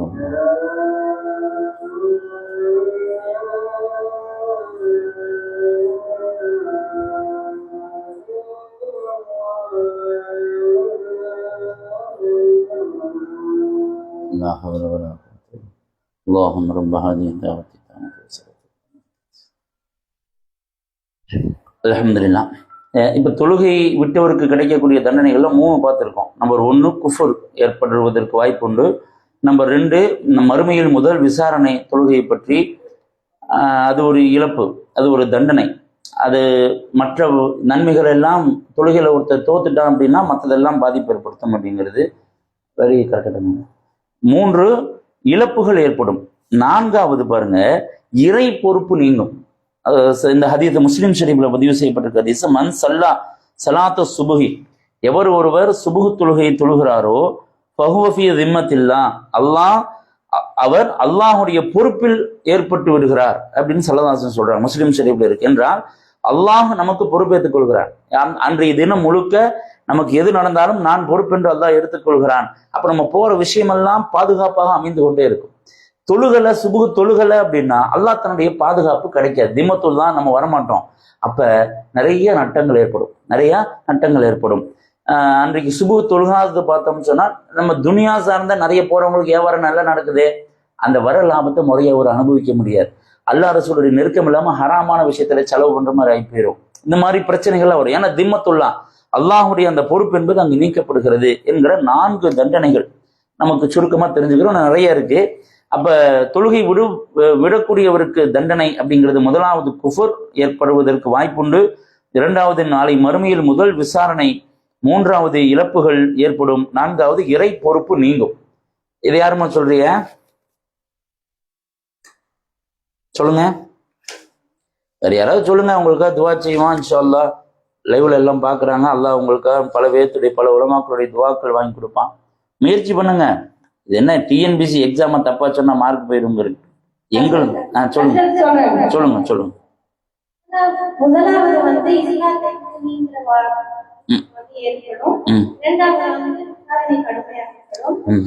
3வது இறைவனின் பாதுகாப்பிலிருந்து இழப்புகள் ஏற்படும். 4வது திம்மத்துல்லா. அல்ஹம்துலில்லாஹ். அல்லாஹ் இப்ப நம்மளுக்கு ரொம்ப தெளிவா சொன்னவங்களுக்கு ரப்புல் ஆலமீன் ஈமான நசீபாக்கி அவங்க குடும்பத்துல நல்ல பரக்கத்தையும் ஆஃபியத்தையும் எல்லாத்துக்கும் தரட்டும் இன்ஷா அல்லாஹ். ஆமீன் சொல்லுங்கம்மா. ஆமீன் சொல்றது அவங்களுக்கான துவா. அல்லாஹ் உங்களுக்கு குடும்ப வாழ்க்கையை ரொம்ப சிறப்பா அமைதியான ஒரு வாழ்க்கையை எல்லாம் அமைச்சு தரட்டும். அடுத்தது இப்ப நம்ம எத்தனை பார்த்துருக்கோம் அப்படின்னா, தொழுகை ஒரு ஆன்மீக பார்வை, தொழுகை ஒரு அறிவியல் பார்வை, தொழுகை ஒரு தொழுகையினால் ஏற்படும் இம்மை பலன்கள், அடுத்தது மறுமை பலன்கள், தொழாதவர் பெறக்கூடிய தண்டனைகள் அப்படின்ட்டு 5 தலைப்புகள் கீழே பல விஷயத்தை பார்த்துருக்கு. இப்ப அடுத்த தலைப்பு என்னன்னா, சில குறிப்பிட்ட தொழுகையினுடைய சிறப்புகள். நம்ம இந்த 5 வக்து தொழுகையை தானே நம்ம கருத்தில் கொண்டு இருக்கிறோம். சில குறிப்பிட்ட தொழுகை இருக்கிறது. இந்த 5 வக்து தொழுகை அல்லாத சில நஃபிலான தொழுகைகள் இருக்கிறது. இந்த 5 வக்து தொழுகையிலே அசருடைய சில சிறப்பு பார்த்தோம், அதே மாதிரி ஃபஜ்ருடைய சிறப்பு பார்த்தோம். இப்ப பாருங்க, நிறைய தொழுகை இருக்கு. இப்ப தஹஜ்ஜுத், லுஹா, அவ்வாபின், அதே மாதிரி தஸ்பீஹ், நஃபில், இந்த மாதிரி பல தொழுகைகள் இருக்கிறது. அதே மாதிரி ஒவ்வொரு 5 வக்து தொழுகையினுடைய முன் சுனத்து பின் சுனத்தெல்லாம் இருக்கு. ஒவ்வொன்றுக்கும் ஃபஜ்ருடைய முன் சுனத்துடைய சில சிறப்புகள் நிறைய இருக்கு. நம்ம இங்க உங்களுக்கு சுருக்கமா 2 தொழுகைகள் மட்டும் எடுத்து பேசுறோம். 1 தஹஜ்ஜுடைய தொழுகையினுடைய சிறப்பு, 2வது லுஹா தொழுகையுடைய சிறப்பு. இது 2ஐயும் நம்ம குறிப்பிட்டு பேசுவதற்கு ஒரு காரணம் ஒன்று நான் சொல்றேன், கடைசியில சொல்றேன். ஃபர்ஸ்ட் தஹஜ்ஜுடைய தொழுகை. இதை பாத்தீங்கன்னா, வமினல் லைலி ஃபதஹஜ்ஜத் பிஹி நாஃபிலத்தன் லக், அல்லாஹ் குர்ஆன்ல சொல்றான், நீங்க இரவு நேரத்தில் தஹஜ்ஜத் தொழுது கொள்ளுங்கள், உபரியான தொழுகையாக இருக்கும். ஸல்லல்லாஹு அலைஹி வஸல்லம் பார்த்து சொல்லிட்டு, அஸா யபஅஸக ரப்புக மகாமம் மஹ்மூதா, மறுமையில இந்த தஹஜ்ஜத் தொழுவதனால் மக்காமும் மஹமூதாங்கிற இடத்தை ஸல்லல்லாஹு அலைஹி வஸல்லம் தருவேன்னு சொல்றான். அப்ப நம்ம தொடர்ந்து தொழுதுட்டு வந்தோம்னா, தஹஜ்ஜுடைய தொழுகை தொழுதுட்டு வந்தோம்னா, கொடுக்குறீங்களா? கொடுங்க. சத்தம் இல்லாம டீ வருதுமா, கொஞ்சம் சத்தம் இல்லாம கொஞ்சம் கவனிச்சுக்கோங்கம்மா. இந்த நம்ம டீ கொடுங்க, வடையும் கொடுங்க. நம்ம அது கொஞ்சம் இதையும் கொடுத்துக்கலாம், தண்ணி கொஞ்சம் குடிச்சுக்கலாம். அப்ப தஹஜ்ஜுத் இது அல்லாஹ் குர்ஆன்ல சொல்றாங்களா, ஸல்லல்லாஹு அலைஹி வஸல்லம் உங்களுக்கு போச்சுடா தண்ணி சிந்திச்சு மக்காமு மஹமூதா அப்படிங்கிற இடத்தை தருவே நல்லா சொல்றான். அப்ப நம்ம தொடர்ந்து தஹஜ்ஜுத் தொழுதுட்டு இருந்தோம்னா, அந்த மக்காமு மஹமூதாவில் ஸல்லல்லாஹு அலைஹி வஸல்லம் இருக்கிற நசீபு நமக்கு கிடைக்கும் என்பது இந்த வசனம் நமக்கு சொல்லி தருகிற மிக முக்கியமான விஷயம். இந்த ஆயத்துல என்னன்னா, தொழுகை நிறைய தொழுகைகள்லாம் இருக்கா, அல்லாஹ் ஃபதஹஜ்ஜத், இந்த தஹஜ்ஜுத் தொழுங்கன்னு சொல்லக்கூடிய ஒரே தொழுகை இதுதான். மற்ற எந்த தொழுகையினுடைய பெயரையும் அல்லாஹ் சொல்லல. மற்ற பல இடங்கள்ல அல்லாஹ் ஒவ்வொரு தொழுகை பற்றிய சிறப்புகளை சொல்றான். அது மறைமுகமா வேறு வாசங்களை சொல்றான். இந்த தொழுகை மட்டும்தான் ஃபதஹஜ்ஜத் பிஹின்னு அந்த தஹஜ்ஜத் அப்படிங்கிற வார்த்தையிலிருந்து வந்த வார்த்தையை அல்லாஹ் பயன்படுத்தி சொல்றான். 1. அப்ப அல்லாஹ் சொல்லும் தொழுகை அப்படிங்கிற சிறப்பை தஹஜ்ஜுத் பெறுகிறது. ரெண்டாவது பாருங்க, புகாரி முஸ்லீம் ஆகிய 2 கிதாபிலும் பதிவு செய்யப்பட்டிருக்கிற மிக முக்கியமான ஒரு நபிமொழி. நம்ம எல்லாரும் நைட்டு தூங்குவோம்ல, தூங்குறதுக்கு படுத்த உடனேயே ஷைத்தான் என்ன செய்வானா, சல்லல்லாஹு சொல்றாங்க, நம்ம தலை பகுதியில 3 முடிச்சு போட்டுருவானா. நைட்டு தூங்கும் போது 3 முடிச்சு போட்டுட்டு அவன் சொல்லுவானமா, எதிரிபா அலாக்குள்ளி ஒக்கதத்தில், ஒவ்வொரு முடிச்சு போடும் போதும் அலைக்க லைலும் தவீல், தம்பி ரொம்ப நேரம் உனக்கு நைட் இருக்குப்பா, பறக்குது, நல்லா தூங்கு, நல்லா ரெஸ்ட் எடு அப்படின்னு சொல்லிட்டு முடிச்சு போட்டுருவானம்மா. போட்ட உடனே சல்லல்லாஹு சொல்றாங்க, ஃபைன் இஸ்தைகல கதக்கர் அல்லாஹ் தாலா, அவன் இரவில் விழித்து அல்லாஹை நினைவு கூர்ந்தானேயானால், முடிச்சோன்னு ஓதுற துவா, அது ஏதேனும் விதத்தில் அல்லாஹ் நினைவு கூர்ந்தானேயானால் இன்னஹல்லாத் உக்கதத்துன், அதுல முதல் முடிச்சு அதுவா அவுந்துடும். அப்ப நைட்டு தொழுகைக்காக இரவு நேரத்துல எழுந்த செய்த முடிச்சு போட்டு தூங்க வச்சிடறான். அப்ப நம்மகிட்ட இயற்கையான மனது நிறைய நேரம் இருக்கு, தூங்கலாம், கொஞ்ச நேரம் தானே இருக்கு, அப்புறம் இருந்து தொழுதுக்கலாம் அப்படிங்கிற சிந்தனை செய்தான் போடுறான். எவர் ஒருவர் கண் விழித்து, அதை அலார வச்சு அலார வைக்காமையோ, அல்ஹம்துலில்லாஹி அல்லதி அஹ்யானி பஅதமா அமாத்தனி வ இலைஹி நுஷூர் துஆ, ஏதேனும் ஒரு விதத்துல பிஸ்மில்லா அல்ஹம்துலில்லாஹ் அல்லாஹ்வின் நினைவு கூர்ந்துட்டாருன்னா முதல் முடிச்சு அவிர்ந்துருமாமா. அப்புறம் ஃபயின் தவல்லா, அவர் ஒளி செய்துட்டார், தொழுகலான்னு போய் ஒளி செஞ்ச உடனே 2வது முடிச்சும் அவுந்துரும். உக்கதத்தன் ஃபயின் சல்லா, அவர் தொழுதுட்டார் அப்படின்னா இன் ஹல்லத் உக்கதத்தன், 3வது முடிச்சும் அவுந்துரும். சல்லாசன் சொல்லிட்டு சொல்றாங்க, அஸ்பஹ நஷீதன் தபி தையிபன் நஃப்ஸ், அவன் அன்றைய காலை பகல் பொழுதில் அவன் மிக சுறுசுறுப்பான பண்போடும் நல்ல பரிசுத்தமான ஒரு சுறுசுறுப்பான மனதோடும் அவன் இருப்பான் அப்படின்னு சொல்றான். அந்த 3 முடிச்சு அவுந்துருச்சுன்னா, இல்ல அவன் எந்திரிக்கிறான், இல்ல அப்படி இல்லைன்னா அஸ்பஹ ஹபீசன் நப்சி கஸ்லான், அவன் ரொம்ப ஒரு சோர்ந்த மனநிலையோடு சோம்பேறித்தனமாக தான் பகல்ல இருப்பான் அப்படின்னு சொல்றான். இந்த ஹதீஸ் புகாரி முஸ்லிம் 2 கிதாபிலே இடம்பெற்றிருக்கு. அப்ப இந்த தஹஜ்ஜுத் தொழுகைக்கு ஒருத்தர் எழுந்தால் இப்லீசன் நம்ம கெடுக்கக்கூடிய சூழ்ச்சியெல்லாம் அதான் எடுத்துருவான் அப்படிங்கிறது. 3 முடிச்சு போடுறான், ஒவ்வொரு முடிச்சா ஒவ்வொரு செயலும் அவிழ்ந்துடும் தெரியுது. நம்முடைய உடல் சுறுசுறுப்பு பெறும். ஆனா உடம்பு சுறுசுறுப்பு பெறணும்னா நோய் நீங்கினா தானே சுறுசுறுப்பு வரும். அப்ப தஹஜ்ஜுத் தொழுகிற பழக்கம் அந்த நோய் நீக்கத்தையும் கொண்டு வரும்ங்கிறதும் தெரிகிறது. அது நம்ம கொடுக்கலன்னா கஸ்லான் சோம்பேறித்தனம் எப்போ வரும்? உடல்ல சரியான இயக்கம் இல்லைனாலும் சோம்பேறித்தனம் வரும், உடலில் சரியான இயக்கமற்ற நிலைக்கும் போயிடும் அப்படிங்கிறது தெரியுது. அப்ப தஹஜ்ஜுத் தொழுகையுடைய சிறப்புல நம்பர் 1 அல்லாஹ் அதை பேர் சொல்லி பேசுகிறான். 2வது மாய முடிச்சுக்கள் அவிழும் அப்படிங்கிறது தெரிகிறது, 2வது சிறப்பு. 3வது என்னன்னா, ஸல்லல்லாஹு அலைஹி வஸல்லம் அவங்க புகாரி ஷரீஃபில் பதிவு செய்யப்பட்டிருக்கிற ஹதீஸ், முஸ்லிம் புகாரி ஷரீஃப்ல ஸல்லல்லாஹு அலைஹி வஸல்லம் அவங்க தொழுகிறாங்க. இரவு நேரத்துல அவங்க கால் வீங்கிறது. இந்த தஹஜ்ஜுத் தொழுகை இரவு நேர தொழுகை தொழுகிற போது அவங்களுடைய கால் வீங்கிறது. அப்ப ஆயிஷா நாயகி யாரும் சொல்ல, நீங்க தான் முன்பின் பாவம் மன்னிக்கப்பட்டீங்களே, அப்புறம் எதுக்கு தொழுகிறீங்க என்று கேட்கிற போது ஸல்லல்லாஹு அலைஹி வஸல்லம் சொல்றாங்க, அஃபலா அக்கூன அபதன் ஷக்கூரா, நான் நன்றியுள்ள அடிமையாக இருக்க வேண்டாமா அப்படின்னு கேட்கிறாங்க. அப்ப தஹஜ்ஜுத் தொடர்ந்து தொழுகக்கூடியவங்களுக்கு நன்றி உணர்வுள்ள மனம் ஏற்படும். நமக்கே சில நேரங்களை பிடிக்காது, நமக்கு யாராவது உதவி செஞ்சிருப்பாங்க, அவங்களை பார்த்தோன்னா படப்படன்னு ஏதாவது பேசிடுவோம், நடா இப்படி பண்ணி போட்ட மேல அப்படின்னு நினைப்போம். நம்மளுக்கு யாராவது போதுமான பொருளாதார உதவி செஞ்சிருப்பாங்க, நம்ம அதை அனுபவிச்சிருப்போம், நம்ம அந்த நேரத்தில் ரொம்ப உதவியா இருந்திருக்கும். அவங்க ஒரு கஷ்டத்தில் இருப்பாங்க, நம்மளால கொடுக்கவும் முடியும், அது ஏமா மனசு வராது. அப்புறம் நமக்கே பிடிக்காச்சா அன்னைக்கு ஏதாவது கொடுத்துருக்கலாமே. இது நன்றி மறந்த பண்பு, இந்த பண்பு போயிடும். அப்ப அல்லாஹ்விடம் நன்றியுள்ள அடியனாக இருக்கணும் அப்படின்னா தஹஜ்ஜுத் தொழுதா வருதுன்னா எல்லாத்திலையும் நன்றியுள்ள பண்பு வந்துடும் தான் அர்த்தம். இந்த பண்பெல்லாம் அது கொண்டு வந்துடும் அப்படிங்கிறது இந்த நபிமொழி நமக்கு சொல்லித் தருகிறது. அப்ப தஹஜ்ஜுத் தொழுகையினுடைய 3வது சிறப்பு நன்றி உணர்வு பெறலாம். முதல் தஹஜ்ஜுத்துடைய சிறப்பு என்னமா, அல்லாஹ் சொல்லும் தொழுகை. 2வது மாய முடிச்சுக்கள் அவிழும். 3வது நன்றி உணர்வு பெறலாம்.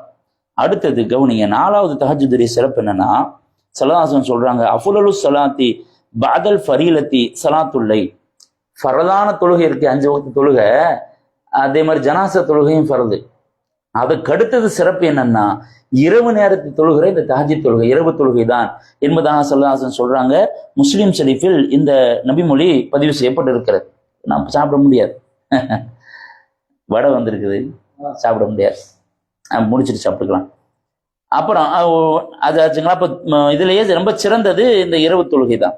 அடுத்தது பாருங்க, ஸல்லல்லாஹு அலைஹி வஸல்லம் சொல்றாங்க, அக்ரபு மா யகூனு ரப்பு மினல் அப்தி, மனிதனிடம் அல்லாஹ் நெருக்கமாக இருக்கிற நேரம் எது அப்படின்னா, ஃபி ஜௌஃபில் லைல், இரவனுடைய நடுநிசி நேரம் தான். அப்ப நம்ம பகல்ல அல்லாஹ் நமக்கு நெருக்கமா இருப்பான், நம்ம சொல்றதெல்லாம் உள்வாங்குவான். ஆனா இரவனுடைய நடுநிசி நேரம் அல்லாஹ் நமக்கு ரொம்ப நெருக்கமா இருக்கிறான் என்பதான் ஸல்லல்லாஹு அலைஹி வஸல்லம் சொல்றாங்க. இந்த ஹதீஸ் திருமதி ஷரீஃபில் இடம்பெற்றிருக்கிறது. இப்ப தஹஜ்ஜுடைய 4வது சிறப்பு இது. நம்பர் 1 அல்லாஹ் சொல்லும் தொழுகை. நம்பர் 2 மாய முடிச்சுக்கள் அவிழும். நம்பர் 3 நன்றி உணர்வு ஏற்படும். நம்பர் 4 இறை நெருக்கம் நமக்கு கிடைக்கும். 4 ஆச்சுங்களா? அடுத்தது ஸல்லல்லாஹு அலைஹி வஸல்லம் அவங்க சொல்றாங்க, இப்ப ஓதக்கூடிய நபிமொழி திருமதி ஷரீஃபில் இடம்பெற்றிருக்கிறது. அலைக்கும் பி கியாமில்லை, இரவு தொழுகையை நீங்கள் பேணி தொடர்ந்து வாருங்கள். இரவு தொழுகை என்பது தஹஜ்ஜுத் தொழுகை. இன்னஹு நிச்சயமாக அது தஅபு ஸாலிஹீன் மின் கபலிக்கும், உங்களுக்கு முன் வாழ்ந்த சமூகத்தில் இருந்த நல்லவர்களுடைய பழக்கம் இரவு தொழுகை என்பது. அப்ப நான் அடுத்து தஹஜ்ஜுடைய சிறப்பு என்ன? இது வந்துட்டு நல்லவர்களுடைய பழக்கம். 5வது. 1வது என்னமா? அல்லாஹ் பெயர் சொல்லும் தொழுகை. 2வது மாய முடிச்சுக்கள் அவிழும். 3வது நன்றி உணர்வு ஏற்படும். 4வது இறை நெருக்கம் கிடைக்கும். 5வது நல்லோர்களின் பழக்கம். அடுத்தது ஸல்லல்லாஹு அலைஹி வஸல்லம் சொல்றாங்க, இந்த கியாமுல் லைல அடுத்தது என்னன்னா, வஹுவ குர்பத்துன் லக்கும் இலா ரப்பிக்கும், அது உங்கள் இறைவனுடைய நெருக்கத்தை பெற்றுத்தரும். அது நம்ம இறை நெருக்கம் தரும், முன்னாடி நம்ம சேர்த்துட்டோம். அடுத்தது வ மக்ஃபரத்துன் லிஸ்ஸய்யாத், உங்களுடைய பாவங்களை அழித்து விடும். அப்ப தஹஜ்ஜுத் தொழுகை என்பது வழக்கமாகவே தொழுகை என்பது பாவத்தை அழிச்சிடும் இருந்தாலுமே, இந்த தஹஜ்ஜுடைய இரவு நேர தொழுகைக்கு பாவத்தை அழிக்கக்கூடிய பவர் கொஞ்சம் கூட இருக்குன்னு இந்த நபிமொழியில் தெரிகிறது. இது வந்துட்டு 6வது விஷயம், பாவத்தை அழிக்கும். 7வது மன்ஹாத்துன் லில் இஸ்மி, பாவத்தை தடுக்கும்.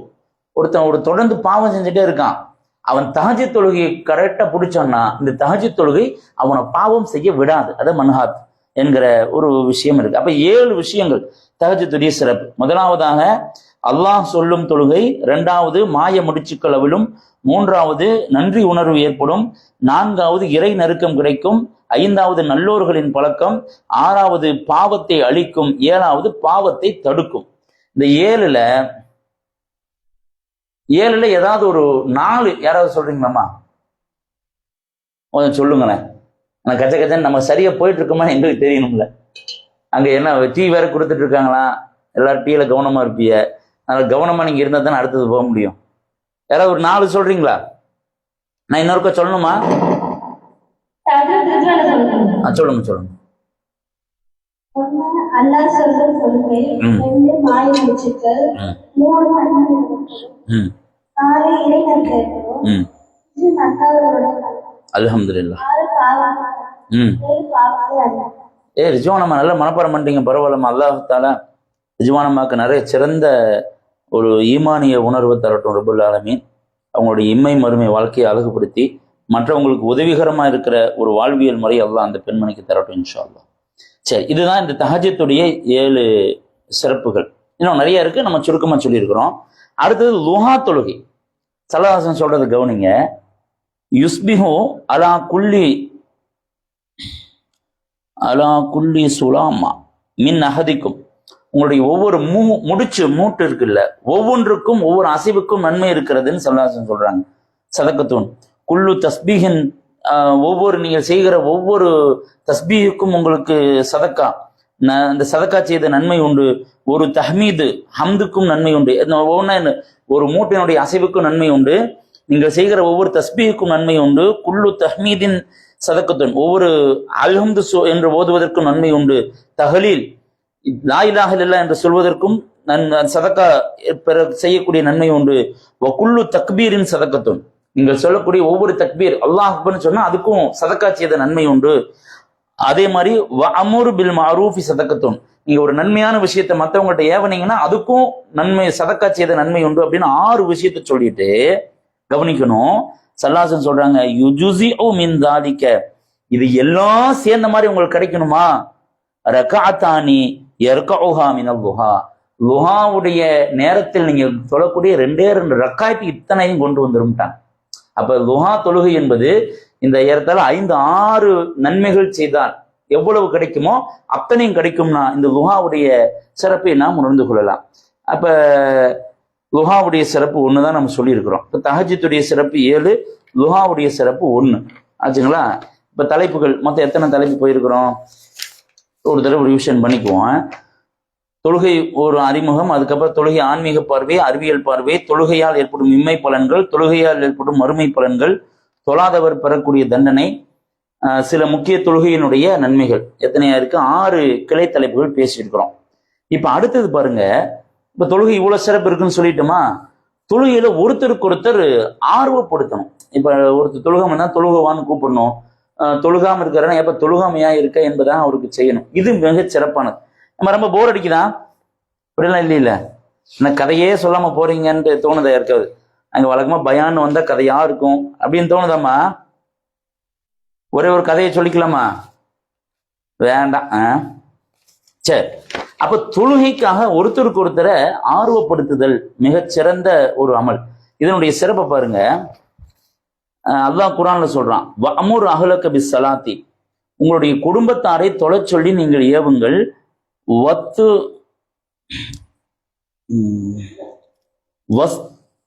வஸ்தபிர் அலைஹா, அதே மாதிரி தொழுகையில் நீங்கள் உறுதியாகவும் பொறுமையாகவும் இருங்கள்.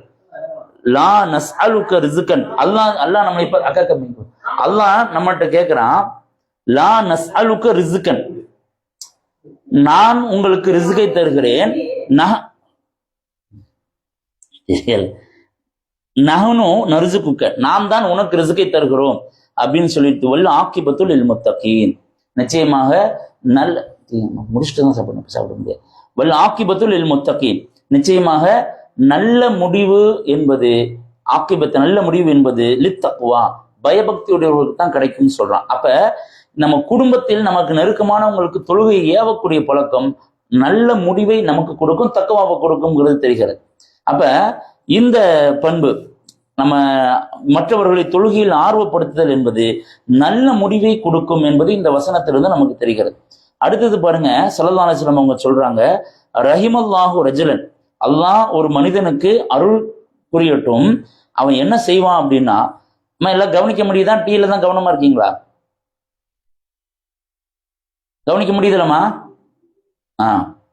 ரஹிமல்லாஹு ரஜுலன், அல்லாஹ் ஒரு மனிதனுக்கு அருள் புரியட்டும், அவன் என்ன செய்யறான் அப்படின்னா, காம மினல் லைலி, அவன் இரவு நேரத்துல எழுந்து ஃபஸல்லா தொழுகிறான், வ ஐகல இம்ராஅத்தஹு, அவனுடைய மனைவியையும் எழுப்புறான். அவன் சம்சாரம் தூங்கிட்டு இருக்கிறாங்க, இவன் எந்திரிச்சு தஹஜ்ஜுத் தொழுதுட்டான், இரவு நேரத்துல தன்னுடைய மனைவியும் எழுப்புறான், எந்திரிமா அப்படிங்கிறான். அந்த அம்மா எந்திரிக்கல, இன் அபத், அந்த அம்மா எந்திரிக்காம அப்படியே தூங்கிட்டு இருந்தாங்கன்னா, நலஹி வஜ்ஹில் மா, தண்ணி எடுத்து மூஞ்சியில தொளிச்சு விடுறான், அப்படியாவது எந்திரிக்கட்டும்ட்டு. இப்படி செய்யக்கூடிய ஒரு மனிதனுக்கு அல்லாஹ் அருள் புரியட்டும் என்பதாக ஸல்லல்லாஹு சொல்றாங்க.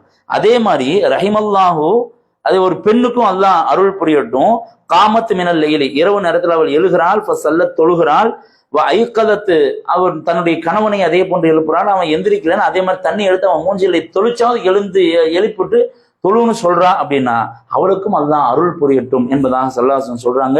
இந்த நபிமொழி அபூதாவுதில் பதிவு செய்யப்பட்டிருக்கிறது. அப்ப மற்றவர்களை ஆர்வப்படுத்துகிற பொழுது இரண்டாம் சிறப்பு. முதல் சிறப்பு நல்ல முடிவு ஏற்படும், இரண்டாவது சிறந்த மனிதன் என்கிற ஒரு, அல்லாஹ் நமக்கு சிறந்த மனிதன் என்கிற நிலையை தருவான்.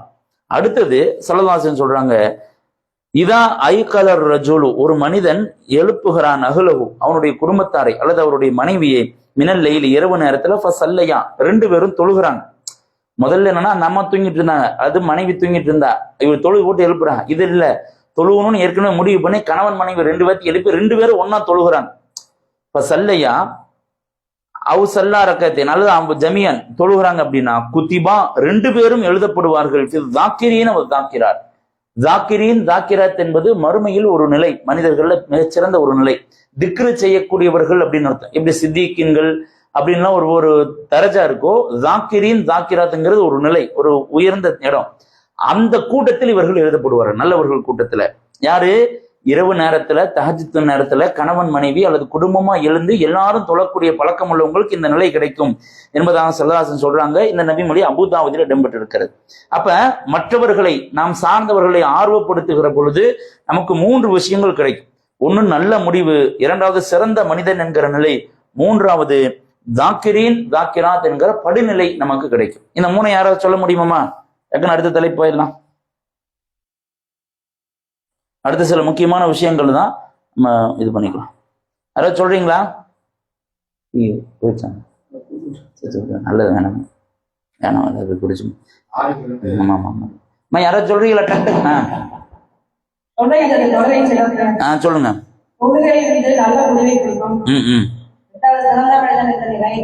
அல்ஹம்துலில்லாஹ் அல்ஹம்துலில்லாஹ், அல்லாஹ் பரக்கத்து செய்யட்டும் உங்களுக்கு இன்ஷா அல்லாஹ். அம்மா மற்றவங்களும் சொல்லுங்கம்மா, சொன்னாதான் எங்களுக்கு ஒரு ஆர்வமா இருக்கும். இல்லை தூங்கிட்டு போயிடாதீங்கம்மா, எங்களுடைய துவா பரக்கத்தும் கிடைக்கும் இன்ஷா அல்லாஹ். அம்மா அடுத்தது என்னன்னா, தொழுது இப்போ ஃபர்லான தொழுகை நிறைய தொழுவோம். தொழுது முடிச்சதுக்கு அப்புறம் ஏதாவது ஓதிட்டு இருப்போம்ல, எது ஓதுறது மிகச்சிறந்தது? நிறைய சலதாசம் சொல்லி கொடுத்துருக்குறாங்க, மகான்மார்களும் நிறைய சொல்லி கொடுத்துருக்காங்க. நம்ம பொறுக்கி எடுத்து சிலது உங்களால முடிஞ்ச சிலதை நான் இப்ப ஞாபகப்படுத்த போறேன். முதலாவது கவனிங்க, நம்ம எல்லாம் கவனிக்கிறீங்க, ரொம்ப முக்கியமானது இது. ரொம்ப பெரிய நம்ம முழுக்க தொழுகையை பாதுகாக்கிற அளவுக்கு ரொம்ப முக்கியமானது. நல்லா கவனிங்க. சலதாசம் சொல்றாங்க, மண் சப்பக ஃபீ துபுரி குல்லி சலாத்தி, ஒவ்வொரு அந்த கடமையான ஒவ்வொரு தொழுகைக்கு பிறகும் ஒருவர் சலாசம் வ சலாசீன் 33 தடவை சுபஹான் அல்லாஹ் என்று ஓதி, அதே மாதிரி 33 தடவை அல்ஹம்துலில்லாஹ் என்று ஓதி, 33 தடவை அல்லாஹ் அக்பர்னு ஓதுறார். மொத்தம் 99 ஆயிடுச்சு. அடுத்த 100ஆவதாக லா இலாஹ இல்லல்லாஹு வஹ்தஹு லா ஷரீக லஹு லஹுல் முல்கு வலஹுல் ஹம்து வஹுவ அலா குல்லி ஷைஇன் கதீர் என்பதை ஒரு தடவை ஓதி மொத்தம் 100 தடவையாக கணக்கு செய்து கொண்டாள். அம்மா நல்லா கவனிங்க.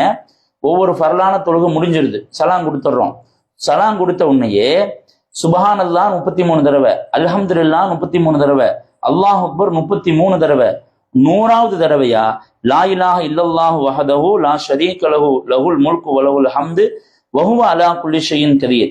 இதை யார் ஓதுகிறாரோ ஸல்லல்லாஹு சொல்றாங்க, குஃபிரத் லஹு ஹதாயாஹு, அவருடைய பாவங்கள் எல்லாம் மன்னிக்கப்படும். வ இன் கானத் மிஸ்ல ஜபதில் பஹர், கடல் நுரையளவுக்கு அவருடைய பாவம் அதிகமா இருந்தாலும் இந்த தொழுகையை முடிச்சு போட்டு, ஃபர்லான தொழுகையை முடிச்சு போட்டு இந்த ஓதலை ஒருத்தர் ஓதனார்னா அல்லாஹ் ஒரு பாவத்தை மன்னிச்சறான்னு ஸல்லல்லாஹு சொல்றாங்க. இந்த ஹதீஸ் முஸ்லிம் ஷரீஃபில் இடம்பெற்றிருக்கிறது. இதை கொஞ்சம் தெரிஞ்சு நம்ம பின்பற்றலாம்ல, ரொம்ப இலகுவானது தானே. நம்பர் 1. அடுத்தது ஸல்லல்லாஹு சொல்றாங்க, இந்த ஹதீஸ் வந்து முஸ்லிம் ஷரீஃபில் இருக்கிறதா, மன்கர ஆயத்தல் குர்சி, எவர் ஒருவர் ஆயத்தல் குர்சியை துபனக்குள்ளி சலாத்தி மக்தூபத்தின் ஃபரலான தொழுகைக்கு பிறகு ஓதுகிறாரோ லம் யம்னஉஹு மின் துஹூலில் ஜன்னா, அவர் சொர்க்கத்து போவதை தடுக்கல இல்லா அய்யமோன், அவர் மௌத்தா போறதுதான் தடுத்துட்டு இருக்கு. அப்ப தொடர்ந்து ஃபர்லான தொழுகை முடிஞ்ச உடனே ஆயத்துல் குர்சி ஓதக்கூடிய பழக்கம் யார்கிட்ட இருக்கிறதோ அவங்க சொர்க்கவாசின்னு முடிவாயிருச்சு. அவங்க மௌத்தாகிறது தான் தடுத்துட்டு இருக்கு. மௌத்தானா ஒரு நேர சொர்க்கம் தான். இது ஃபர்லான தொழுகை தொழுகணும் முதல்ல, அதன் பிறகு ஆயத்துல் குர்சி ஒரு தடவை ஓதுறது. அது ரொம்ப இலகுவான தன்மை, ஓதலாம்ல. இப்போ 2 ஆச்சு, நிறைய இருக்கு. உங்களுக்கு ரொம்ப இலகுவானதை நான் ஞாபகப்படுத்துறேன். இன்னொன்னு கவனிங்க, ஸல்லல்லாஹு அலைஹி வஸல்லம் அவங்க சொல்றாங்க, இது பொதுவாக 5 வக்துக்கும் இது 2 இருந்தாலுமே, இதா இன் சரஃப்த மின் சலாத்தில் மக்ரிபி, மக்ரிபு தொழுகையை நீ நிறைவு செய்து விட்டால், அல்லது மக்ரிப் தொழுகையை முடித்து நீ திரும்பி விட்டால், ஃபகுல் நீங்க சொல்லுங்க, அல்லாஹும்ம அஜ்ரினி மினன்னார், அல்லாஹுவே நரகில் இருந்து என்னை பாதுகார், சபஅ மர்ராத் 7 தடவை இந்த அல்லாஹு மஜ்ரினி மினன்னார் அல்லாஹு மஜ்ரினி மினன்னார் அப்படி 7 தடவை இதை ஓதினா, இதை சுபுக்கு ஒருத்தர் ஓதுறார், மக்ரிபுக்கு ஒருத்தர் ஓதுறார், ஓதிட்டு அன்று இரவு அவருக்கு மௌத்து வந்துருது. ஸல்லல்லாஹு சொல்றாங்க, குத்திப அவரு அந்த அந்த பாதுகாப்பு, நரகத்து பாதுகாப்புன்னு அல்லது இந்த 7 தடவை ஓதனார்ல, நரகி விட்டு அவருக்கு பாதுகாப்பு கிடைக்கும் அப்படின்னு ஸல்லல்லாஹு சொல்றாங்க. அதே மாதிரி சுபுகு தொழுது முடிச்சுட்டாலும் இதை ஓதுங்க. ஸல்லல்லாஹு சொல்றாங்க, என்னது அல்லாஹு மஜ்ரினி மினன்னார் அப்படிங்கிறத 7 தடவை ஓதனா அன்றைய பகல் பொழுதுல அவருக்கு மௌத்து வந்துருது, அவருக்கு நரகிலிருந்து பாதுகாப்பு கிடைக்கும் என்பதாக ஸல்லல்லாஹு சொல்றாங்க. இந்த ஹதீஸ் அபூ தாவூதில் பதிவு செய்யப்பட்டிருக்கு. இப்ப மொத்தம் 3 ஓதல் சொல்லியிருக்கிறோம். நம்பர் 1 தஸ்பீஹ் சுப்ஹான் அல்லாஹ் 33, அல்ஹம்துலில்லாஹ் 33, அல்லாஹ் அக்பர் 33, அந்த லா இலாஹ இல்லல்லாஹ் என்கிற அந்த ஓதல். நம்பர் 2 வந்துட்டு ஆயத்துல் குர்சி. நம்பர் 3 அல்லாஹு மஜ்ரினி மினன்னார். இது ரொம்ப இலகுவானது, இதை ஃபாலோ பண்ணுங்க. இன்னொன்னு, நம்ம ஞான மகான்கள் சூஃபியாக்கள் ஈமான் பத்தலை, நமக்கே தெரியுது. தொழுகிறோம், சினிமா பார்த்தா அப்படியே மயங்கிடுறோம், அல்லது ஹராமான விஷயத்துல ரொம்ப லத்தத்தை ஈடுபடுறோம் அப்படின்னா ஈமான் இல்லை. ஈமான் அதிகப்பட வேண்டும் என்றால் ஒவ்வொரு ஃபர்தான தொழுகைக்கு பிறகும் 2 ஓதல் சொல்லியிருக்கிறாங்க. அது கொஞ்சம் நீளமா இருந்தால் ஒரே ஒரு தடவை ஓதக்கூடிய பழக்கத்தை கொண்டு வந்தோம்னா அது ஈமானுடைய சுவையை நமக்கு கண்ணார காட்டும். அதை தொடர்ந்து கொஞ்சம் லாங்கான ஓதல் தான் அது. இன்ஷால்லா எங்கள் உஸ்தாத் மார்கிட்ட வாங்கிக்கிடுங்க. செல்போன்ல இருக்கணும், அவங்க வாட்ஸ்அப்ல அனுப்பிப்பா, நான் உங்களுக்கு அனுப்புறேன். லா இலாஹ இல்லல்லாஹுல் மௌஜூத் பி குல்லி ஜமான் என்று ஆரம்பிக்கிற ஒரு ஓதல்.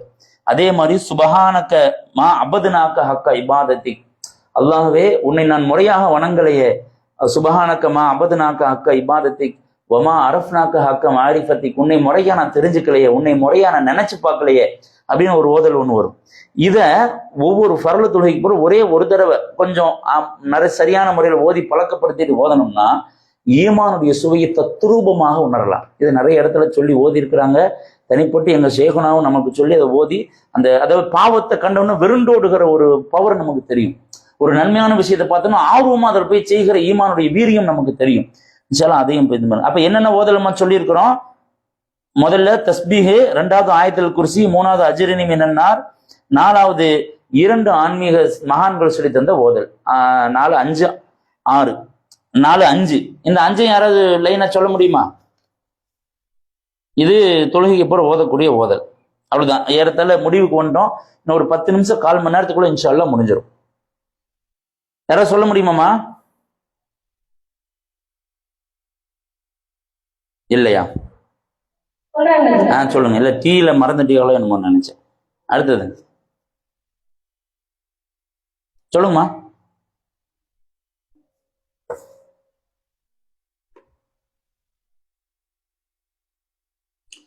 சொல்லுங்க.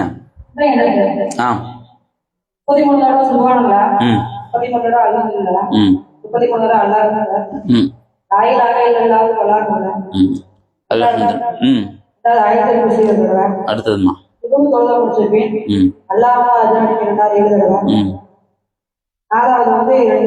இது 2 ஆன்மீகம். இன்ஷா அல்லாஹ் எல்லாரும் அதை கண்டிப்பான முறையில செய்யும். இப்ப அடுத்தது நம்ம போறது என்னன்னா, இப்ப தொழுகை பத்தி ஏறத்தால நிறைய விஷயங்கள் கத்துக்கிட்டோம். அடுத்தது தொழுகை மெருகூட்டக்கூடிய, இப்ப நம்ம தொழுகுற எல்லாம் பண்ணோம்னா அது ஒரு அழகு இல்லாம இருக்கு, அதை இன்னும் மெருகூட்டணும். சில விஷயத்தை நம்ம பேணணும். என்ன அப்படின்னா, முதலாவதாக நிதானமான தொழுகை பழகும். நிறைய பேர் என்ன செய்வானா, தக்பீர் கட்டுறதுன்னு தெரியும், அல்லாஹ் அக்பர் அல்லாஹ் அக்பர் லா இலாஹ இல்லல்லாஹ் அப்படின்ற ஒரு 2 நிமிஷம் தொழுது முடிச்சிருவான். அப்ப தொழுகையில ஒரு நிதானம் இல்லாம குனிறதும் தெரியாது, நிமிர்றதும் தெரியாது, காக்கா கொத்தன மாதிரி தொழுவாங்கல்ல, அந்த இந்த மாதிரி தொழுகாம தவிர்க்கணும். ஸல்லல்லாஹு அலைஹி வஸல்லம் அவங்கள்ட்ட ஒரு சஹாபி வந்த உடனே அவர் போய் தொழுகிறார். தொழுதுட்டு ஸல்லல்லாஹு அலைஹி வஸல்லம் இருந்தோடனே அவர் கொஞ்சம் வேகமா தொழுகிறார். தொழுது ரசூலுல்லாஹ்ட்ட சலாம் சொல்றார். அப்ப ஸல்லல்லாஹு அலைஹி வஸல்லம் சொல்றாங்க, இர்ஜி ஃபஸல்லி, தம்பி போய் தொழு, ஃபைன்னக லம் துஸல்லி, நீ தொழுகிறப்பா போய் தொழுங்கிறார். அவர் அதே மாதிரி மறுபடியும் வேகமா தொழுதுட்டு சலாம் சொல்றார், இர்ஜி ஃபஸல்லி, நீ திரும்ப தொழு, ஃபைன்னக லம் துஸல்லி, நீ தொழுகல அப்படின்னு 3 தடவை திரும்ப அனுப்புறாங்க. அவர் மறுபடியும் அதே மாதிரி வேகமா தொழுதுட்டு வர்றாரு. வந்ததுக்கு அப்புறம் ஸல்லல்லாஹு அலைஹி வஸல்லம் சொல்லி தர்றாங்க, தம்பி தொழுகைக்கு பொண்ண தக்பீர் கட்டு, நிம்மதியா நிதானமா தொழு, ருக்கு செய், ஹத்தா தத்துமாய், நீ நிம்மதியா நிதானமா ருக்கு செய், நிம்மதியா நிதானமா சஜ்ஜா செய், ஒவ்வொன்றா சொல்லி தர்றாங்க. இந்த ஹதீஸ் புகாரி ஷரீஃபில் இருக்கிறது.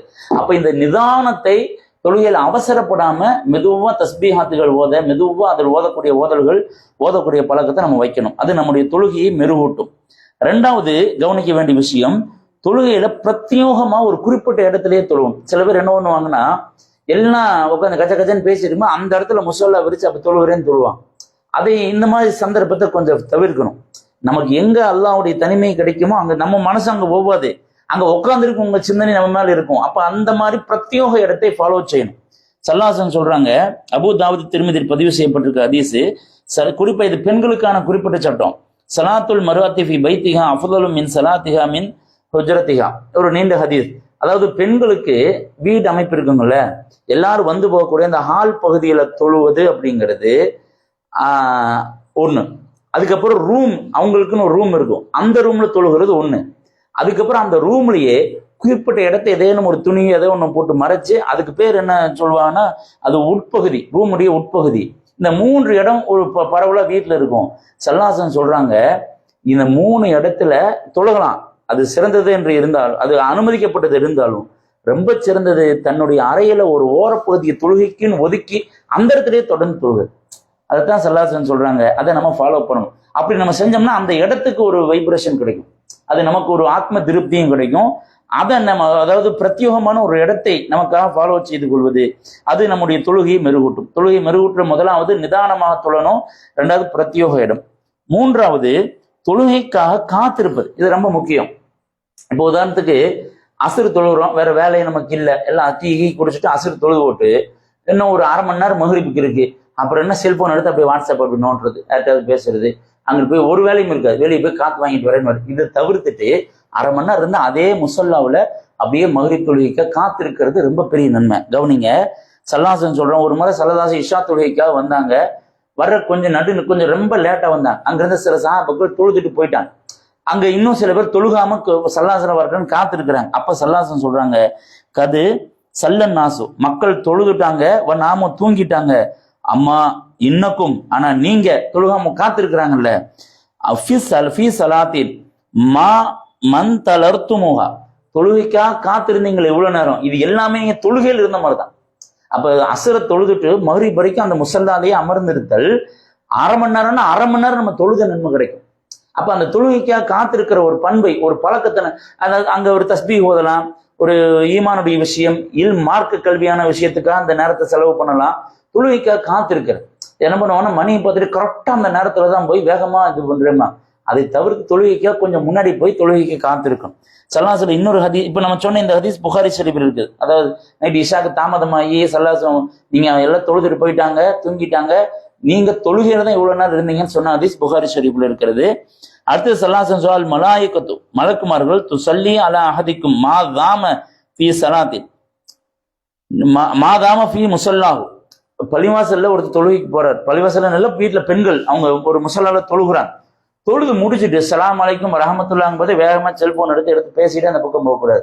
தொழுது நம்ம சொன்ன அவுராதுகள் உதவி கொஞ்சம் முசல்லாவில் நேரம் கொடுக்கணும். அவுராதுகள் உதவி எதுக்காது அப்படி இருந்தாருன்னா அந்த முசல்லாவில் அவர் இருக்கிற நேரம் எல்லாம் எவ்வளவு நேரம் இருக்கிறாரோ அவ்வளோ நேரமும் மலக்குகள் அவருக்கு என்ன துவா செஞ்சுட்டே இருப்பாங்களா, அல்லாஹு மகஃபிர் லஹு அல்லாஹு மர்ஹம்ஹு, அல்லாஹ் இவருடைய பாவத்தை மன்னிச்சு இவருக்கு அருள் புரியும் துவா செஞ்சுட்டே இருப்பாங்க அந்த முசல்லால. இப்ப அசர் ஒருத்தர் தொழுதுட்டு அதே முசல்லால இருக்கிறார், மகரிப்னா இவர் ரெண்டுமே கிடைச்சிடும். தொழுகைக்கு காத்திருக்கிற நன்மையும் கிடைச்சிடும், தொழுகையுடைய முசல்லால இருக்கிற நன்மையும் கிடைச்சிடும். அப்ப இந்த பழக்கம் தொழுகைக்காக காத்திருத்தலும் நம்முடைய தொழுகையை மெருகூட்டும். அப்ப தொழுகையை மெருகூட்டுறதுல 3 விஷயம்: நிதானமாக தொழுவது, பிரத்யோக இடத்தை ஏற்படுத்தி செய்து கொள்வது, தொழுகைக்காக காத்திருப்பது. ஆமா, புரிஞ்சுங்களா? இதை யாராவது சொல்றீங்களா? யாராவது சொல்லுங்கம்மா. அவ்வளவுதான், முடிவு கொண்டோம். சொல்லுங்கம்மா.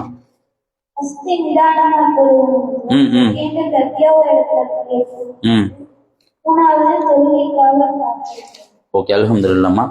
அல்ஹம்துலில்லாஹ். இப்ப நம்ம முடிவுக்கு வந்துட்டோம்மா. இப்ப நம்ம இதுவரைக்கும் பார்த்த தலைப்புகள் வந்து தொழுகை ஒரு ஆன்மீக பார்வை, நம்ம பொதுவான தலைப்பு தொழுகை ஒரு ஈமானிய பார்வை தான் இன்னைக்கு தலைப்பு எடுத்திருக்கோம்.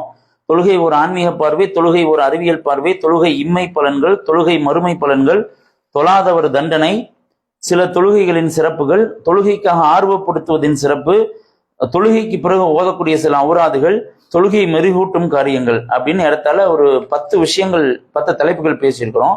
இறுதியாக இன்னும் சில இதுல நம்ம முக்கியமா 2 விஷயத்தை மட்டும் தெரிஞ்சுக்கிறோம். ஒண்ணு கலாவை நிறைய பேர் தப்ப என்ன நினைட்டீங்கன்னா, ஒரு தூங்கிட்டோம் அல்லது தொழுகைன்னு மறந்துட்டோம் அப்படின்னா, ஒருத்தர் வழக்கமா வீட்டுல ஒரு சமையல் சாப்பிட்டு அப்படியே இஷா தொழுதுட்டு படுத்துக்குவாங்க. அது பழக்கமா வச்சிருக்கிறாங்க.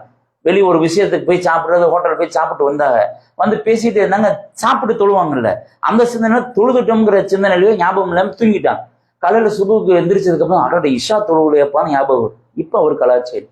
ஆனா என்ன செய்யறாங்கன்னா, பிளான் பண்ணி சரி நேரமா இப்ப எங்க போய் தொழுகிறது, காலையில எந்திரிச்சு எல்லாம் சேர்ந்து கலா தொழுதுக்கலாம் இப்படின்னு கலாவை வைக்கிறது தப்பு.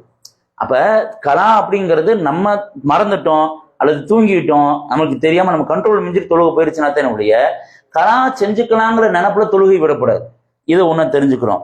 அடுத்தது என்னன்னா, இன்னும் சில பேர் ரொம்ப பெரிய ஒரு கெட்ட பழக்கம் என்ன, நம்ம தொழுகை விஷயத்துல வச்சா குடுமி எடுத்த மாட்டோம். ஏன் தொழுகை எங்கெங்க தொழுகை எங்கெங்க முடியல அப்படின்ட்டு அவங்களால 2 வக்து தொழ முடியும். ஏதாவது ஸ்கூலுக்கு போவாங்க, வேலை இருந்தா மகரிப் இஷா மட்டும் தொழலாம். ஆனா தொழ மாட்டாங்க. ஆமா காலையில இருந்து தொழுகிறேன், 2 தொழுகை மட்டும் என்ன செய்யுது அப்படின்ட்டு காலையில இருந்து தொழுக முயற்சி பண்ண இல்லையா, அதுக்காக இதை விடக்கூடாது. அப்ப நம்மால் என்ன முடிகிறதோ அதை இறுக்கமா பிடிச்சுக்கணும். அந்த இறுக்கமா பிடிக்கிறது நம்மளால முடியாததுல நம்ம முடிய வச்சிரும். அப்ப என்ன செய்யக்கூடாதுன்னா, நாம் அதிகப்படுத்த வேண்டுமே ஒழிய கம்மியா இருக்குன்னு செய்யாம இருக்கக்கூடாது அப்படிங்கிறது 2வது. இன்னொன்னு ரொம்ப முக்கியமான விஷயம். சரி, இதெல்லாம் தெரிஞ்சுக்கிட்டோம், நம்ம தலைப்புகள் எல்லாம் ஓரளவுக்கு முடிச்சிட்டோம். இப்ப அடுத்தது என்னன்னா, நம்ம நம்ம தஹஜ்ஜுத்தையும் லோஹாவையும் ரொம்ப பிறகு சொல்றோம்னு சொல்லியிருந்தோம்ல. என்னன்னா இப்ப இதெல்லாம் பேசிட்டோம். தொழுகை எப்படி நம்ம அதை சரி பண்ணி ஆரம்பிக்கிறது அப்படின்னா, நம்ம சொன்னோமே முதலாவதாக லுஹாவை தொழ பெறப்படுங்க. லுஹா ரொம்ப ஈஸி. இப்போ வீட்டில் குழந்தைகள்லாம் அனுப்புறக்க, ஸ்கூலுக்கு அனுப்புறக்க எல்லாம் வேலை பார்த்துட்டு இருப்போம். வேலை முடிஞ்சா சங்கடமே படாம ஒரு 9 மணி ஆயிரும், 10 9 எல்லாம் பள்ளிக்கூடத்துக்கு போற, வீட்டுக்கு புருஷமாரு வீட்டுக்கு போயிடுறா, வேகமா ஒளி செஞ்சிடுவோம், முசல்ல விரிச்சு 4 ரக்காத் தொழுங்க, லுஹாவுடைய தொழுகை. இதை தொடர்ந்து தொழுங்க, இது நம்மளால செய்ய முடியும். அதே மாதிரி தஹஜ்ஜுத் எப்படி இன்னைக்கெல்லாம் வந்துட்டு 5 மணிக்கு தான் பாங்கு. அப்ப ஒரு 4:15 எந்திரிச்சாலே, 4:30 எந்திரிச்சாலே ஈஸியா ஒரு 10 நிமிஷம் பாத்து நிமித்துன்னு போயிட்டு ஒளி செஞ்சுட்டு வந்தோம்னா வேகம் நம்ம தொழுகிற முடியும் நம்மளால. தஹஜ்ஜுத் ஒரு 4 ரக்காத் தொழுங்க. இதுல இருந்து ஆரம்பிக்கலாம். இந்த தஹஜ்ஜுத்தும் லுஹாவும் நம்ம ஆரம்பிச்சோம்னா அது நம்மை ஃபர்ல இறுக்கமாக பிடிக்க வைக்கும். உங்களால ஃபர்ல தொழுக முடியலையா, லுஹாவுல முதல்ல ஆரம்பிங்க, தஹஜ்ஜுத்ல ஆரம்பிங்க. அது என்ன செய்யும், ஃபர்லை உங்களுக்கு கொண்டு வந்து விடும். அப்படிங்கிற அழகான உபதேசத்தோடு இன்று ஏறத்தாழ ஒரு 10-11 தலைப்புகளில் நாம் பேசி இருக்கிறோம். நிறைய கருத்துக்களை பகிர்ந்திருக்கிறோம். ரப்புல் ஆலமீன் நமக்கு நம்முடைய ஹயாத் முழுக்க தொழுகையை நசீபாக்கி தருவானாக. தொழுகையால் பெறக்கூடிய பலனை மறுமையில் கண்ணெதிராக நம்மை பெறச் செய்வானாக. நாளை மறுமையில் தொழுகையால் பெறக்கூடிய தண்டனை பெறாத கூட்டமாக நம்மை ஆக்கிவிடுவானாக. நம்ம ஏதாவது சந்தேகம் இருந்தா கேட்கலாமா, தொழுகை சம்பந்தமா சந்தேகம் இருந்தா கேட்கலாம். ஒரு சின்ன துவா ஓதி நம்ம வகுப்பு நிறைவு பெற்றுக்கலாம். சும்மா சுருக்கமா ஒரு 5 நிமிஷம் மட்டும் அதுக்கு கேள்வி பதில். ஏன்னா வகுப்புனாலே கிளாஸ்னாலே கேள்வி பதில் இல்லாம போனா பயான். அதனால தொழுகை சம்பந்தமா அதாவது நம்ம சட்டத்துக்குள்ளேயே போல, தொழுகையுடைய சட்டத்துக்குள்ள போல, அது இன்ஷா அல்லாஹ் விரும்பினா இன்னொரு நாள் செய்யலாம். அல்லது நம்ம நோட்டீஸ்கள் இருக்கு, அது உங்களுக்கு கொடுத்தனா நீங்க பாத்துக்குவீங்க, அதை தெளிவா தெரிஞ்சுக்கலாம். நம்ம சொன்னதும் ரொம்ப உங்களுக்கு தேவையானதை எடுத்து சொன்னோம். தொழுகை சம்பந்தமான எதுவும் சந்தேகம் இருந்தா கேட்கலாமா, கொஞ்சம் கேளுங்க.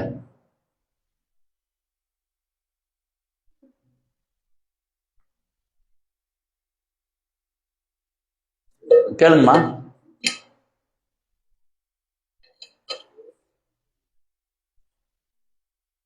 ஏறத்தாழ ஒரு 1.5 மணி நேரத்தை நெருங்கி இருக்கும். 1:15 அல்லது 1:20, 1.5 மணி நேரத்தை நெருங்குறோம். அம்மா சொல்லுங்கம்மா. வடை சாப்பிட்டுக்கலாம், ரொம்ப கடுமையா. யாருக்குமே சந்தேகமே இல்லையா?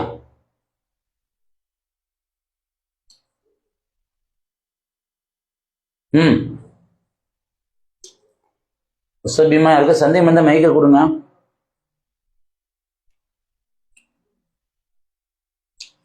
இன்ஷா அல்லாஹ் அடுத்த வகுப்புகள் நம்ம சந்தேகம் இருக்கிறவங்க கேளுங்க.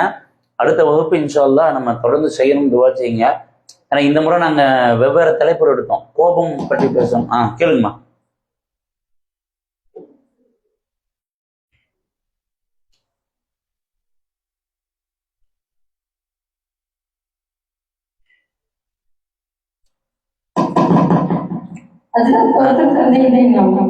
அப்போ அவ்வளவு தெளிவா கிளாஸ் நடத்திட்டுமா, அல்லது டீயும் உடையும் மயக்கிருச்சா? சந்தேகம் 2 பேத்துக்கு வராதுமா. ஒண்ணு எல்லாம் தெரிஞ்சவங்களுக்கு வராது, இன்னொன்னு எதுவுமே தெரியாதவங்களுக்கு வராது. கொஞ்சம் அறவரையா தெரிஞ்சவங்களுக்கு சந்தேகம் வரும். அல்ஹம்துலில்லாஹ், ரொம்ப சந்தோஷம். ஏன்னா நேரமும் ரொம்ப ஆயிட்டு, அதுக்கு நம்ம ஒரு 5 நிமிஷம் தான் கொடுக்கலான்னு இருந்தோம்.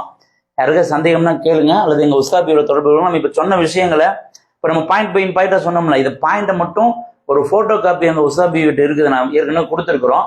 அதை இன்ஷால்லா வேணுங்கிறோம் உங்க வாட்ஸ்அப் இதுக்கு அனுப்பி அதை டெய்லியும் நீங்க ஒரு முறை படிச்சு பாருங்க, அதன்படி நடங்க. ரப்புல் ஆலமீன் அடுத்த வகுப்புக்கு நடத்தட்டும். எங்க மதரசாவுக்காகவும் துவா செய்யுங்க. அடுத்த நம்ம அல்லாஹ் கிருபையில ஃபர்ஸ்ட் செமஸ்டர் நாங்க நெருங்குறோம். இன்னும் ஒரு 10 நாள் 15 நாள்ல செமஸ்டர் எக்ஸாம் இருக்கும்.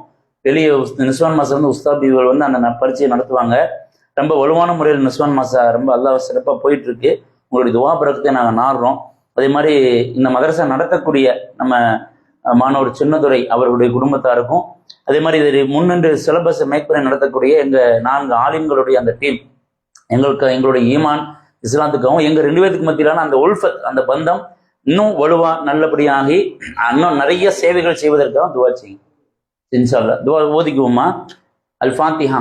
அஊது பில்லாஹி மினஷ் ஷைத்தானிர் ரஜீம். பிஸ்மில்லாஹிர் ரஹ்மானிர் ரஹீம். அல்ஹம்துலில்லாஹி ரப்பில் ஆலமீன். குல் ஹுவல்லாஹு அஹத் அல்லாஹுஸ் ஸமத் லம் யலித் வலம் யூலத் வல்லாஹு அல்லாஹ். بسم الله الرحمن الرحيم. الحمد لله رب العالمين حمدا يوافي نعمه ويكافي مزيدا واعف عنا يا كريم يا رحيم يا الله. اللهم صل وسلم وبارك على سيدنا محمد وآله وصحبه عدد ما في علم الله صلاة دائمة بدوام ملك الله. اللهم اغفر لنا ذنوبنا وخطايانا كلها يا رب العالمين. اللهم علمنا بما ينفعنا يا خير الناصرين اللهم إنا نعوذ بك من علم لا ينفع بها يا خير الناصرين ربنا آتنا في الدنيا حسنة وفي الآخرة حسنة وقنا عذاب النار صلى الله تعالى وسلم على خير خلقه سيدنا محمد وآله وصحبه أجمعين والحمد لله رب العالمين. ஆமாம் இன்ஷால்லா இப்போ நம்ம பேசுறது எல்லாமே ஃபேஸ்புக் லைவ்ல இருக்குது, அதே மாதிரி யூடியூப் சேனல்லையும் போட்டுருவோமா. உங்களுக்கு இப்போ குறிப்புகள் உஸ்தாபி வீட்ட பேப்பர்ல இருக்கு, நம்மள அந்த பாயிண்ட் பை பாயிண்ட் அப்படியே வச்சிருக்கோம். அதை வச்சு நீங்க ஒரு முறை யூடியூப்ல எல்லாத்தையும் பாருங்க. திரும்ப திரும்ப உங்க ஈமானை வலுவேற்றுவதற்கு அது ரொம்ப பலனுள்ளதா இருக்கும். அந்த ஓதல்கள் சம்பந்தமான எது வேணுங்கிறவங்க உஸ்தாபி வீட்டை கேளுங்க, இன்ஷால்லா வாட்ஸ்அப்ல அனுப்புறோம்.